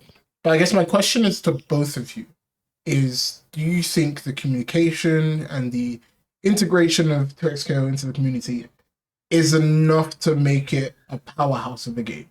Or do you think it will be like sort of sitting on the obscure sides where like a lot of the anime games tend to sit? It needs a big patch that drops two or three characters minimum. Is what I think. It's clear that people are starting to get tired of seeing the same teams, that it's hitting a point where you might want to maybe look to try and break the glass on the leaked characters. Or the RE swimsuit. Or the RE swimsuit. That's the actual emergency break. Let's not go crazy just now. We gotta wait till summer at least. I'm not sure if you saw Lance there. Lance, how you feel about it? Oh my days! Could you imagine Invisigal Vi? Hold on, wait a minute. Oh! Let's get back on track. I'm trying to think who would be blonde laser. No one. No one. Yeah, I mean, I'll probably Ari actually, but yeah, Arya. All right. My is it going to be a mainstay in the FGC? I mean, right now, I think not. Right. I think, unfortunately, I got to be pessimist, and like I'm a bit pessimistic when it comes to fighting games because I've seen so many come and die despite being great games. I think if you don't have Street Fighter or Tekken in the title, I'm afraid it's not meant to be. Like, I think in the FGC, you gotta work incredibly hard to make that work. And I think Riot are. I think that they're going in the right direction. I think in the future, for sure, I think they're gonna probably hoover up a lot of the like anime game community and things like that. And I think especially with these other games like Street Fighter and Tekken, where the actual public perception of those games is going to the toilet, people will start to come around to the idea of like, hey, Riot are actually communicating, they're doing all this, they're actually giving a 50k prize bonus to one of the majors, like which is something that I don't think Capcom or Bandai have ever done in their entire lifespan. I think people will be like, okay, maybe we're playing the wrong games. Like, but unfortunately, I don't know, something about the FGC demographic that it's like, people who are fighting game fans are going to love 2XKO and they're going to watch it. They're going to love everything that Riot Games are doing. People who are Tekken fans and people who are Street Fighter fans won't care. And that's never going to change. And I think there's unfortunately way too many Street Fighter and Tekken fans than there are fighting game fans. I think it's a good point, though, that once you get out of the first Impact event stuff and do an actual World Tour and say, listen, World Tour finals for 2XKO, this much money, suddenly everyone's going to be like, oh my god, this is amazing, this is great. See the wolves, though, that's the problem. That's the problem with that's it. true. Like, if the necessity is to... Oh, sorry, go for it. So I was going to say, for Japan, for example, once they get out of the CPT season, I would be shocked if 2XK doesn't pick up a ton in Japan or something. I think because right now there's such a lock on the other games in those kind of regions that you kind of like once they're hitting their off season is when 2XKO will shoot up. Yeah, I think we'll have to wait and see. And like, I think for sure the game needs to get to a point where people can play it and be like, okay, yeah, it's in a great spot. Like, which I don't think is necessarily the case right now. At least as well when people watch it, yeah, people get like that. And if I'm honest as well, like it's always been a problem, but like when the community is negative around it, it only hurts your game. Like just don't do that shit. Like be critical, absolutely. Offer some sound criticism, and the developers, at least for 2XKO in Riot Games, are definitely listening. So it's super valuable. But don't just be negative for no reason. At least try to be constructive. I think my biggest concern is the you about to say jump thing. I heard that. No, I was gonna say, be like, oh man, say this game's terrible. Anyway, here's my Motify. I mean, no, literally, that's what people are doing. Like, you can't win, bro. I just don't want to see a situation. Engagement. I don't want to see an SNK situation where it's like we're putting $1 million into this game, and then it's like, okay, people play to win $1 million, and then they're out, and they're just done with the game. But I also see it as like, how do you even compete with like the other games if you don't have $1 million on the line? It's happened so regularly now. Is that a question that's going to be something that EWC does and gets people motivated? Then it becomes a different problem.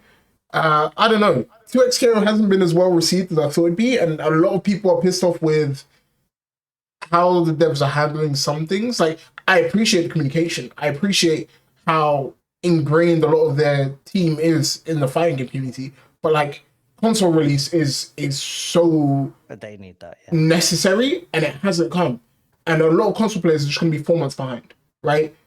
Timo had bugs that were told to us and then just left, right? Which is again another damned if you do, damned if you don't situation. So yeah, there are some tough situations. I don't know how to navigate them, but I always say this: Riot will find a way. They just will find a way. And hopefully, I've seen a lot of like speculation about this. People are saying, oh, this might go the same way that Runeterra, where it's like, end of service comes a bit sooner than expected. I'd say I don't know, man. No. The way I to be honest, I reckon what's going to happen is the script will go like this. Wawa will win mindset, go to Frosty Faustins. It'll be Wawa Hikari Grand Finals of Frosty Faustins. It'll be the hypest set ever, and then there will be nothing but praise for 2XKO for at least 2 weeks. And then it'll be back to the same tweets. Yeah. That sounds about right. Offline tour, I reckon the moment there's an offline tour where you get actual storylines developing and people will watch, social media will be a lot more positive. Yeah, I think that's what's missing right now, because at the moment, there are no stakes attached to anything. It's just like regionals. It's really. Like 5K is a lot of money, but it's not life-changing money, so who really cares? That sounds really like unappreciative, but like Kakaroo was winning $1 million. You know what I mean? Like that's the money everyone's looking at now, unfortunately. But even then, it was like when back in like Dragon Ball's prime, it wasn't never really about the cash amount. People just wanted to see Goichi Sonic Fox. True. I mean, we can see that now. People, yeah, exactly. Yeah. That's all. The game just needs like that moment to happen for it to start exploding. And like, to be very fair, Japan has started to pick up the game now. I've seen Moke, Nemo, Dogoro on the game. Tachikawa, obviously. I think they're running like a duo of it, like sort of the Sage Jump Slam similar equivalent event. But that's all we have in terms of balance. I also think Riot could easily do a much better job of chilling the game. You watch World Finals for League, not a single mention of 2XKO. You had to rely on watching on Twitch and Twitch running its 2XKO ad.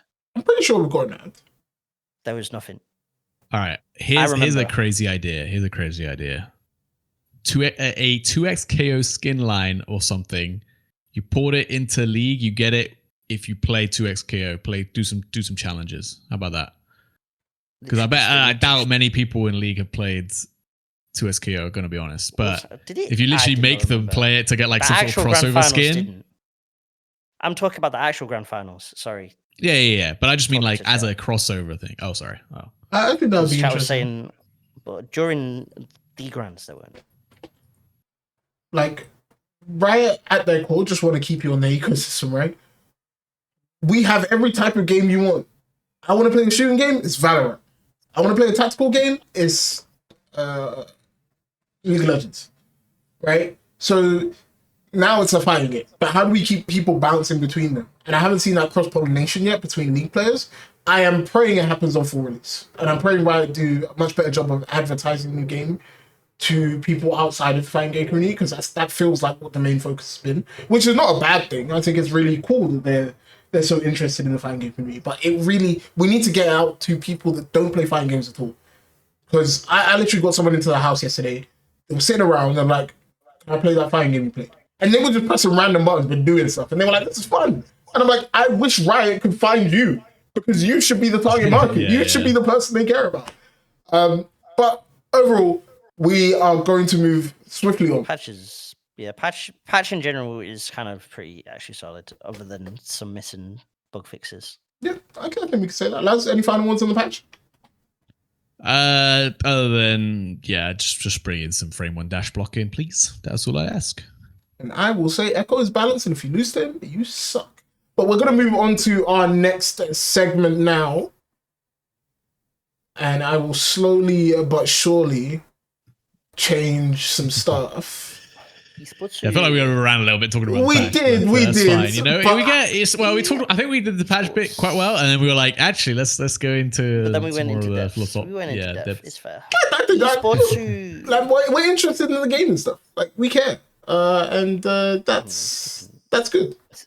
I am failing at my job right now, but we're gonna get into the next part of our podcast, which is looking at esports stuff. I'm finding it so difficult to change these things on the fly, so bear with me. But we had a bunch of esports stuff happen recently. I say esports stuff, a bunch of interesting developments competitively for the game. Any big ones that take your fancy, guys? Before we go into sort of surface level for all of them, so we can end on that. Do you want to go first, Laz? I'll let you go on. Yeah, I'm probably going to say the same thing, I'll be honest. but obviously, Super 11, first duo bounty for a first impact tournament. Really cool. Obviously, we've been seeing the two twins, be really strong as a duo, but kind of showing that, like, hey, you know what? You can just play with another really strong player and still compete against other world-class players on an even playing field, if not, at an advantage, which, still debatable, but at least it very much shows that, hey, you can just play duos. It's actually not a detriment, Yeah, and the top players all probably are in Discord groups and stuff. It's very easy for them to go, hey, should we just duo, try and get more money? Sure, buddy. I think it's actually less money though, because you're still splitting it in two. I mean, yeah, but it's not much less money. There's a lot of maths involved. But yeah, they were the first duo, first impact win, I think. And it wasn't like they were beating jobbers. Now they beat like Red Duo, Krishy, and did pretty well. Wins. The other duo, I'd argue, was probably less impressive. The Diafeng K7 one. But that could just be me not knowing the Midwest scene as well as, like, say, Nitten, for example, that might know a lot more about those players. Shouts to Nitten. But to me, I looked at those names, I was like, they weren't the big NA names that you might expect to see, like players like Krishy and stuff. But again, it's the same concept, right? Two top players. Hey, let's just duo together. Shiblams. Actually, I think Diaphone and K7 got knocked into losers by What the Falcon, who ended up 13th to 16th. I don't know how that happened. I don't know what happened there. Unlucky. It happens. But there's actually a tournament I wanted to talk about. Where is it? Battle Coliseum. Brazil. Not seen jack about Brazil. I didn't even know this was happening until I looked at the list of events, and this is apparently first impact event. This person won a trip to Frosty. I'm interested in this region. It's something I need to watch. I haven't seen the tournament. But I wonder, maybe is South America a slept-on region? I don't know if there's any hitters out there that we don't know.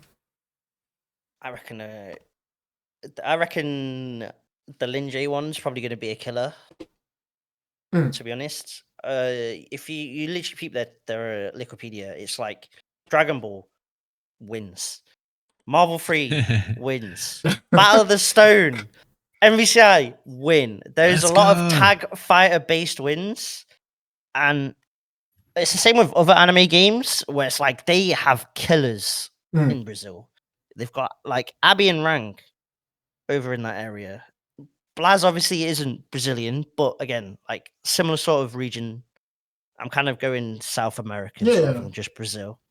But like there are always at least 2 or 3 killers, and I wouldn't be surprised if we end up seeing League take names at Frosties because the team Ariako is very strong. So I was looking at some brackets. I saw Leaks actually beat Noka into its KO at Delfino Mazza KO, I did which is the see first that. impact. Why is Noka just So- at random events? What is Bro, I don't know why That was a Silks did it, weird but never mind. tournament. I don't know what happened there. The players were very unhappy coming out of that one. Okay. But I think we do have an established sort of hierarchy where we kind of put NA up top. I think the American players generally are the best. And then it's probably EU. And then it's probably Japan, which we'll talk about in a second. And then rest of the world sort of area. But we actually got to watch Japan Knockout, which I want to talk about. Japan Knockout was the, I think, second first Impact event we saw in APAC. And it was actually a barn burner top 8. Ikuan taking it in the end, DBFC player. But I think everyone's eyes were on Haru and Toshi here. Yeah, obviously people were expecting. Well, is it the ones? Wait, am I Twins, yeah. Haru Toshi and the twins. I'm looking at the wrong. I think I'm looking at the wrong bracket. It's probably why. But yeah, you're right. Like it's people are probably expecting twins to sweep as usual, and they kind of looked nervy in this bracket, which is also kind of needed for them because they're college kids, bruv. Offlines are different energy, and they are new to the FGC, right? We mentioned it before, but I think they just like played like Valorant or something before. I mean, you boot up their Wikipedia page and it's like they literally don't even have one, right? So kind of just came out of nowhere with the duo system, which again is super awesome. Like if you're Riot Games, you're laughing, right? You're laughing so hard. So right much now. money. There's so much money. You're like, this is what we built this game to be about, and like we got the perfect two Japanese twins. This is their faker duos. This is what it is. This is the money, right? This is the moneymaker. Like this is legitimately the moneymaker. If they go into, I'm assuming they are. If they go to the Korean Open, there's going to be just money, add money all over the place. Like, oh my god, if they dominate in Korea, it's shmoney, utter shmoney. But Japan, like you're saying, that they're third, they are still looking extremely scary. They have ridiculously good parriers. Oh yeah, they're playing something different. They're playing a different game. They are insane. Like it might be just Jiro, but they are insane. Nah, I think the level of Japan is slightly lower, and I kind of get why, because the game might be a little bit harder to access out there. But like, it's not quite as picked up. Yeah, but the players who are good, they're good. Ikuan, hella clutch, defensively really good. Especially in that grand finals, had so many winners finals, had so many situations where they would just call out what Haru and Toshi were doing on autopilot for the Echo Yasuo offense, right? Which you'd expect, right? Yeah, I mean, Ikuan is like DBFC from Ikuan's caliber. Yeah, you kind of expect it. I think literally it just needs the players to start picking it up, which is starting to happen. It's going to happen even more, at least in my opinion, when the other events, the other world tour based events start to die down. Actually, I wanted to like bring it up. Toshi and Haru apparently already speaking to sponsors, which is I think we're starting to get to the point where people are ready to put money into 2xK players, right? MA or Gentlemates got RZA and Wawa, for example. Just a world tour with just say EWC's coming or Yeah. there's a world tour, and the money will come in. Yeah. Yeah, I think EWC is a pretty good shout. I think we'll let's see. It'll probably get announced with the release of the game with the console release and stuff, right? So still a ways out, but I mean, even now, right? There's money to be made. There's literally like, okay, Arc World Tour finals. I think for Grand Blue, winner gets like 50K. Guess what you get for winning Frosties, bro? Like, you know. Exactly. So it's just like a random off tournament, and it's the same as a world tour for one of the bigger anime games. Like, there's money's already there. Personally, Yeah. I also wanted to highlight where is this tournament? It was FGC team ups because we saw a match that we see very often in the grand finals. There, Hikari going up against Noka. And note I put next to this: is NA just better than EU? Thoughts, Jonesy? I'm telling you the path, man. Wawa wins mindset. Hikari, Wawa, grand finals. I can't say from a non-biased point of view who would win that set, but that is literally that's the matchup people have wanted for the longest time in Dragon Ball. And realistically, it can probably happen at Frosties in 2SQ. Like, it reminds me of And that's the one that will spark the game into full throw. It's like the Rock John Cena levels. you think it's going to be the Leffen versus Goichi of this game? Literally, I genuinely think that. It's funny because I don't even think Hikari is like the best in NA. If I had to like decide, Would you probably say it's Inzem or Sonic? Inzem probably. Inzem or Sonic, I probably think. And the reason why I say NA better than EU is because we've also had Inzem come into EU and beating us not only in the first set and reset First Impact, but the second one as well. And he's been on an absolute roll. It's kind of tough when the region hates Teemo to the point where people don't really play it, and then the top NA player just comes in with Teemo. Yeah, like people legit just don't want to fight Teemo. They're like, nah, no thanks. Like, I kind of get it, but it's not a great mindset, to be honest. But yeah, I mean, they're just more consistent, I think, right now. I mean, Noka is got to be one of the consistent players, but it just always happens.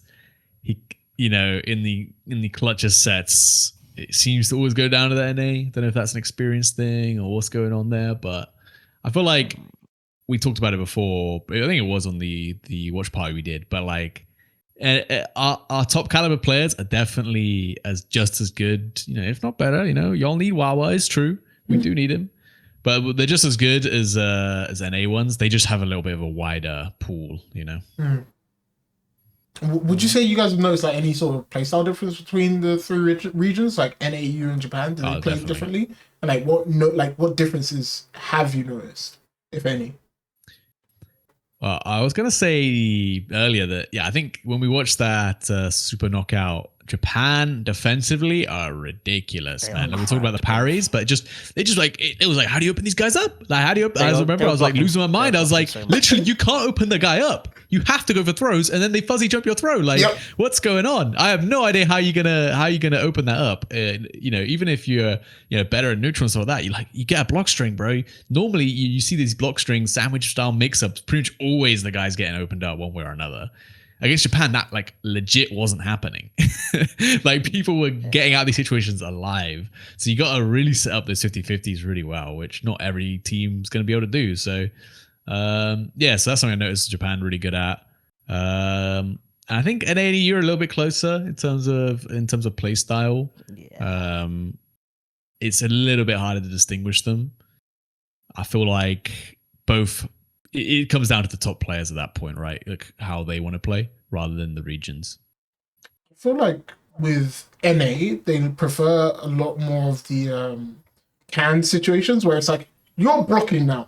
Here comes the 50-50. Good luck. You might just fucking die. Whereas, and this might play into the fact that these are the characters we play, like, for example, via work. EU is more like disjointed with their pressure, where it's just like, jab, overhead, die. Like... It's kind of similar to Dragon Ball in a sense. There's very similar shades where The Japanese just block everything. Can't do stuff. NA are heavily focused on the mix, and then EU are more focused on neutral or neutral skipping. Yeah. Actually, that's a very good point. I didn't think Yeah, I about gotta agree that. with that. It's very there's trending analytics that you could probably look at for those, I reckon. Time is a Ah. flat circle. Yeah. All right, we have Let's go about next upcoming. Do you want to just quickly talk about the next upcoming first impact? oh sugar honey iced tea. Thank you very much for reminding me. So there's TNS, so you get to see more Americans. There's Korea Yes. Open. Noka can't go to it, I don't think, because Yes, he of lost the his passport issues. Oh yeah, the Chicago shit. But you know what I think? I actually think there's going to be a Korean killer in that. Okay. Because PC based game in a region where PC cafes are like the standard, Mm-hmm. pretty much. So there's a lot of pieces that can start to connect together. Although Korea is arguably very, The Tekken as well. they are kind of tech heads. There's still like Lashar and some others. To be fair, Oh yeah, you're right. so you can't argue that they're completely purely 3D head, because it's like you go, oh, Pakistan's 3D head, but then you go, have you seen them in any sort of SNK game Mhm. type deal? Yeah, So that's correct. I think there's going to be I wouldn't be surprised if Grands is like the twins against some Korean player that people haven't properly heard of. Right. That goes down to like the wire. Do you know who I would love to see? Korean wrestling, man. KWM on this game. I'd love to see a big Dragon Ball head back in the day. They would be sick to watch in this game. So that would be interesting. But I think you're right. I think there is someone there that we don't quite know yet in Korea that we haven't picked up on. There's a lot of something to classic note as well. Riot pieces linking together for Yeah. 2SKO for a Korean god. That's what I was gonna say. Is like it is, a very popular game league in Korea. Like there's gonna be definitely a lot of crossover there that we see. So there's undoubtedly gonna be some god gamers. It's just Faker with a moustache on, like a fake moustache on. Imagine. Yeah, Faker on this game. Screw this league shit. Right, Gumayushi did from T1 because he's actually playing for T1 FGC. Damn, that would be crazy. All along. I think we will be like we're all sort of looking at Frosty Faustings as the big one. Frosty Faustings is like the biggest tournament we're gonna have before full release of the game. And all players will be looking at that. Have you guys got any like picks in your head right now of who's gonna win? Who do you think is gonna take that one? Whoever is in the attendees list when it gets announced is No. Give me your. This leads well into our next one, but give me your like dream winner. So, the dream winner would probably be if WoW wins Mindset and then goes to Frosty Faustins. That's probably the EU dream, right? Realistically. It depends on if like Leff and Supernoon decide to duo in that bracket. But if they don't, I could see probably Leffen going quite deep.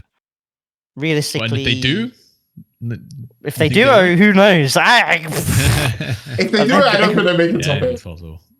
That's tough. I don't think they do it enough. Realistically, if Hikari's there, Hikari's probably getting top 8. If Inzem's going, Inzem gets top 8. I see like a quick question: is there going to be a patch before? I believe there was meant to be, right? There's going to be one at the start of December. It lines up. Oh, and then there'll be another one around the Teemo fixes. So I imagine Teemo's not going to be the scary part. Could potentially be a new character by then. It's going to be tough, but I think that really hinges on that. So I think I'm going to put my bets on probably someone like Sonic Fox. It's probably someone local, I'd say, or like from America themselves. I feel like Sonic Fox is in a prime position if he is playing Warwick. That character is quite strong, and I could definitely see him being the type of character that they give a little bit of love to in one patch. That would be just enough to be like, ooh, okay, like this is now very powerful. I don't know why. In my head, I'm thinking, Leffen is too good at this game. Yeah, Leffen's a great shout.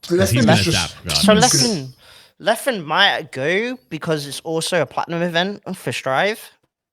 And he's kind of, I want to say he's guaranteed, but with the way the points look, it's kind of very close. Actually, he's like 12th, but he's got quite a big gap. But if he does top 16 in Strive, he basically guarantees it. So he probably is going Frosty obviously for Twitch KO, but he'll sign up for Strive to basically be like, if I can do this far, I get some points. I'm guaranteed in World Tour Finals. I don't know who else from EU would go, other than whoever wins Mindset. Yeah, I don't know. Like maybe.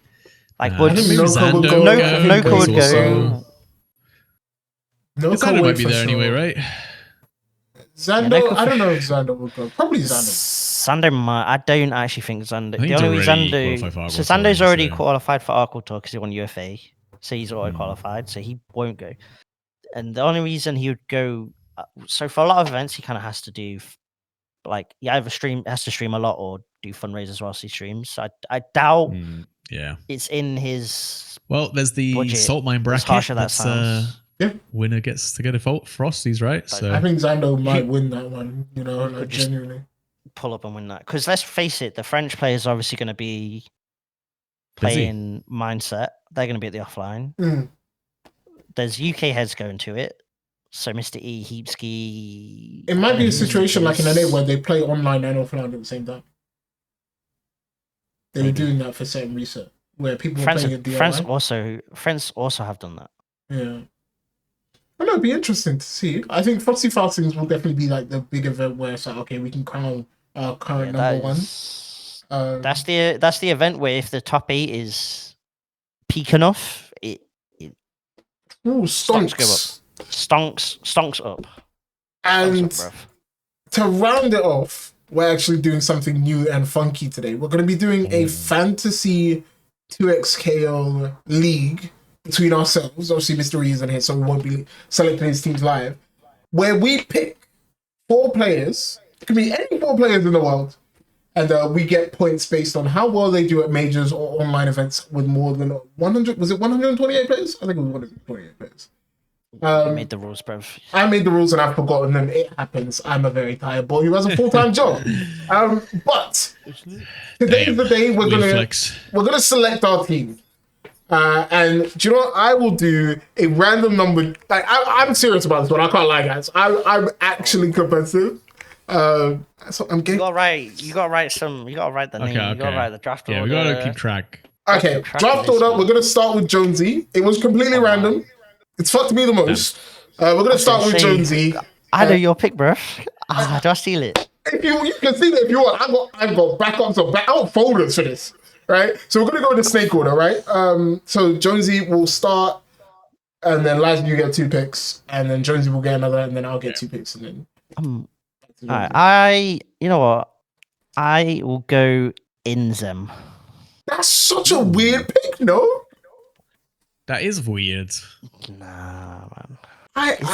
Yeah. Wait, this is Fair enough. That's easy. He's top 2 NA, bruv. Should we just do 1 pick actually? Because I realized now. Snake might not work. And Sonic, and listen, the pick is sound because Sonic doesn't. Because there's, if you're saying it based on numbers, right? There's online majors. Sonic Fox doesn't sign up to like the EU majors. That was gonna be Inzen mine. I was does. like, I don't know if I want to see the thought process. Mhm. It's about coverage. I feel like you could have picked someone very obvious that enters everything, but What fine. are you gonna say? Laz, what is your pick? Just 1 pick from you. Just 1 pick. Just 1 pick. One pick. I mean, it's might be crazy, but I'm gonna go with Noka. Fuck it. He's literally everywhere. And like he literally is top 2 everywhere. The guy doesn't know how to lose. Nah, but he ain't doing it at the majors though. He's going to like random Chicago he do events. it. Yeah, but He's going to random he's ass losing like to the only Brazilian people who- events. like narrowly to people who might also be top 1. So They don't fall under the jurisdiction of the rule set, man. and the he's beauty playing a of it. team which I think like is probably not getting nerfed. So I'm hedging my bets here. Yeah, Vi is a major win away from getting nerfed. It's actually scary. I'm scared. I feel like you lot have missed a very obvious one here. Right, pick your big man. Considering, right, that this person has just been picked up by a team and will now actually have to go to events.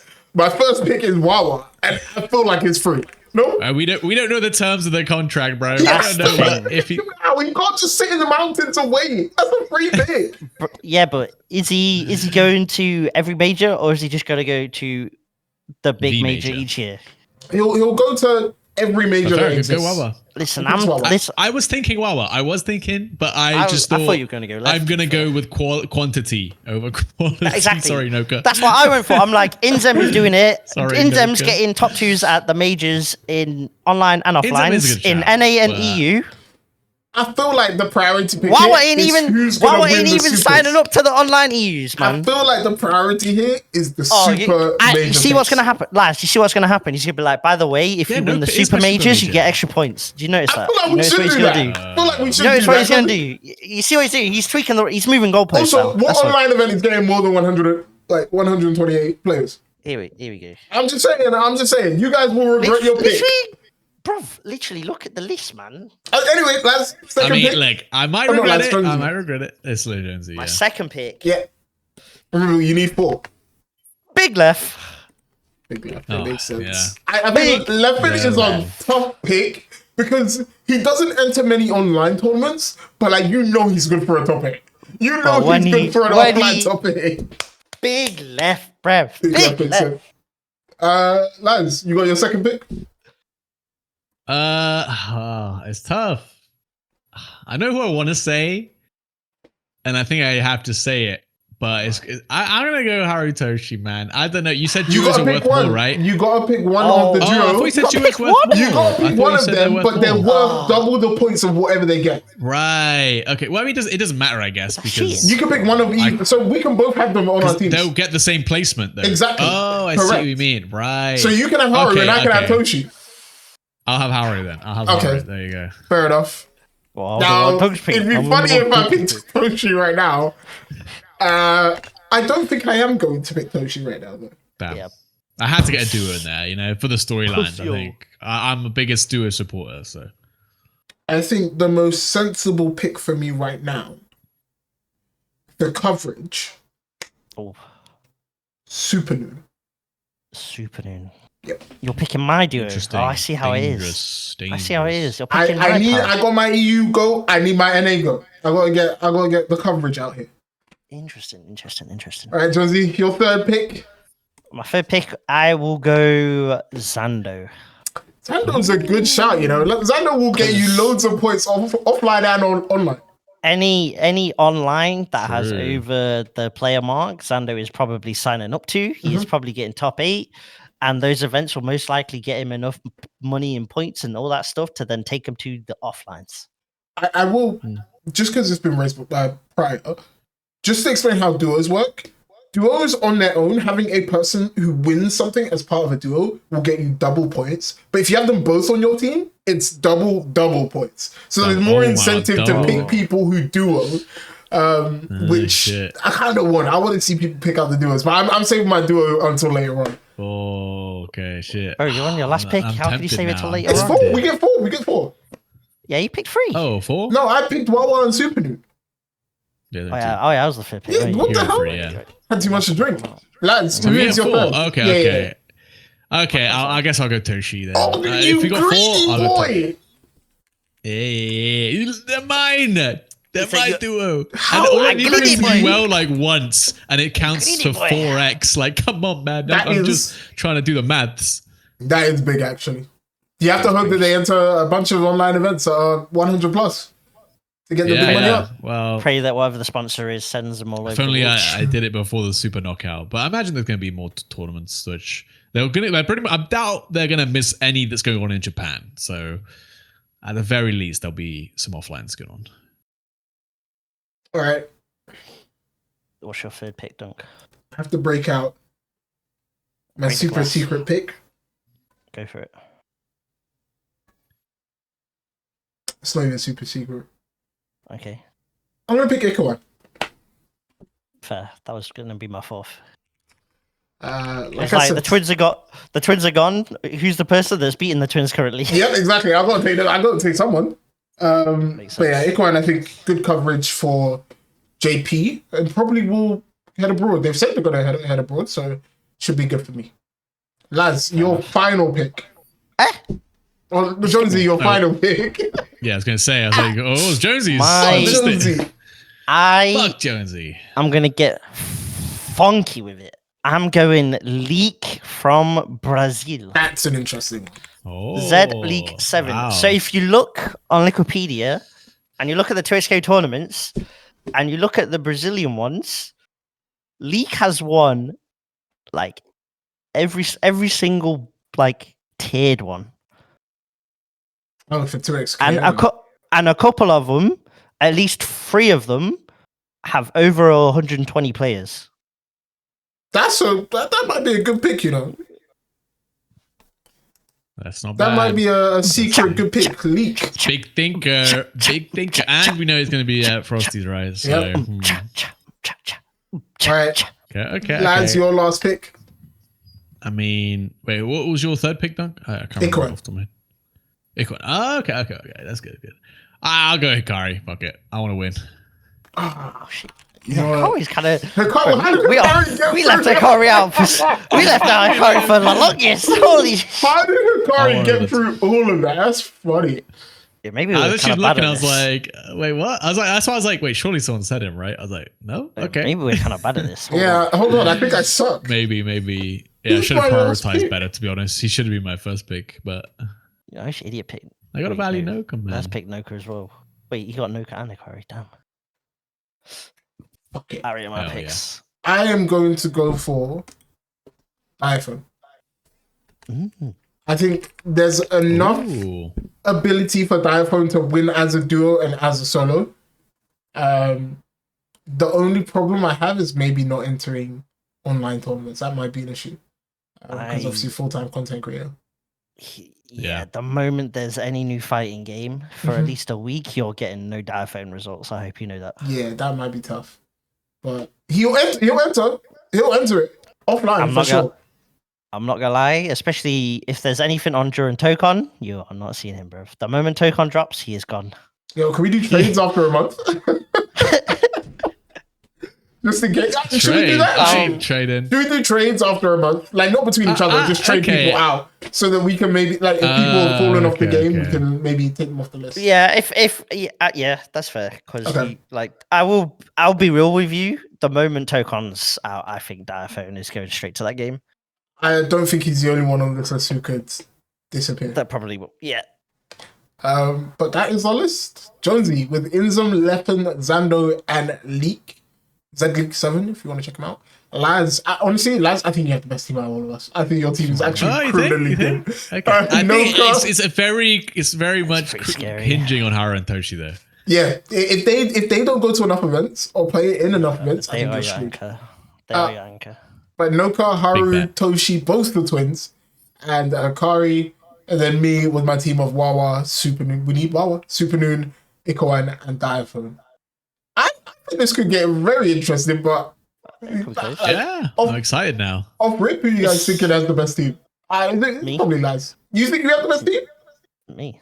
Why would I not think I've picked the best team? I think I picked a team that is just maybe not necessarily the best team. Like the only thing in my head I would think be Dunk, the only thing in maybe. the only thing in my head would be like, how did I not pick Akari? But then I'm like, I'm happy with all of my picks. The thing, I know my players are going to give me offline results. I just don't know if any of them are going to do online. Yeah, I think for me, Ikwan's a bit of a bet. Like, I don't know how. I'd love to see how he does. What he does, wherever he goes, but That's the thing. I don't know. That's the man. risk with Laz's team. It purely hinges on. Harutoshi. Yeah. But at least I know that. But well, they just are gonna Japanese be doing events in stuff. general, because he's also got Ikon, right? That's true. Yeah, if you don't get a Japanese event with enough players in it, But I haven't got Ikwan. I got Harutoshi. yeah, that's what I'm saying. Like, if you don't, if they don't travel, and Who's got Ikon? I've got Icon. Dunk. Oh, okay, yeah. Like, actually, no Japanese for Jonesy at all. I'm sorry. Interesting. But that's it. That's all it is for the breaks this week. Ooh, I'm knackered, I can't lie. And we finished 2 hours and 3 minutes, boys. We are on time. Perfect. But before we go, Jonesy, any final words for people? Based _ Jonesy is the Twitter, but I'm kind of not doing offlines for like at least a couple months, probably. So nice breather. Well, I say breather, like I'm not going to probably be a part of like the bajillion watch parties that are going to happen this weekend for mindset. So, Oh god, so much. so yeah, pretty much I'll just be in the comms. I do kind of want to stream some more, but I don't know what I'll stream, bruv, because I ain't streaming to its K ranked because I'll get banned. So I'll figure something out. I'll figure something out, bruv. And my man Lazarus, any final words? Yeah, of course. Go tune into the breaks every so often.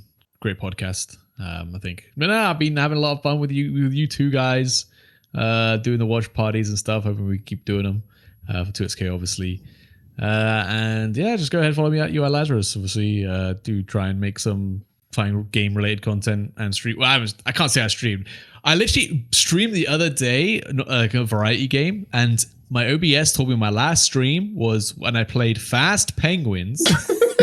when they did a City of the Wolves collaboration. I played that shit. Oh for yeah, like 2 hours. It was that stream was hilarious. sick. That game was That was a crazy. great stream. That was a great was stream. playing that as well, wasn't he? That was a good stream, man. That was a Oh funny my stream. god. Okay. But yeah, so I would try and stream more in the future, but it's hard, man. Full time, work's annoying right now. Maybe when I got a bit more time. And the other person who hasn't been with us here, that was a mystery. He's looked so happy to be on this podcast this entire time. Make sure you guys follow him as well because we use his face.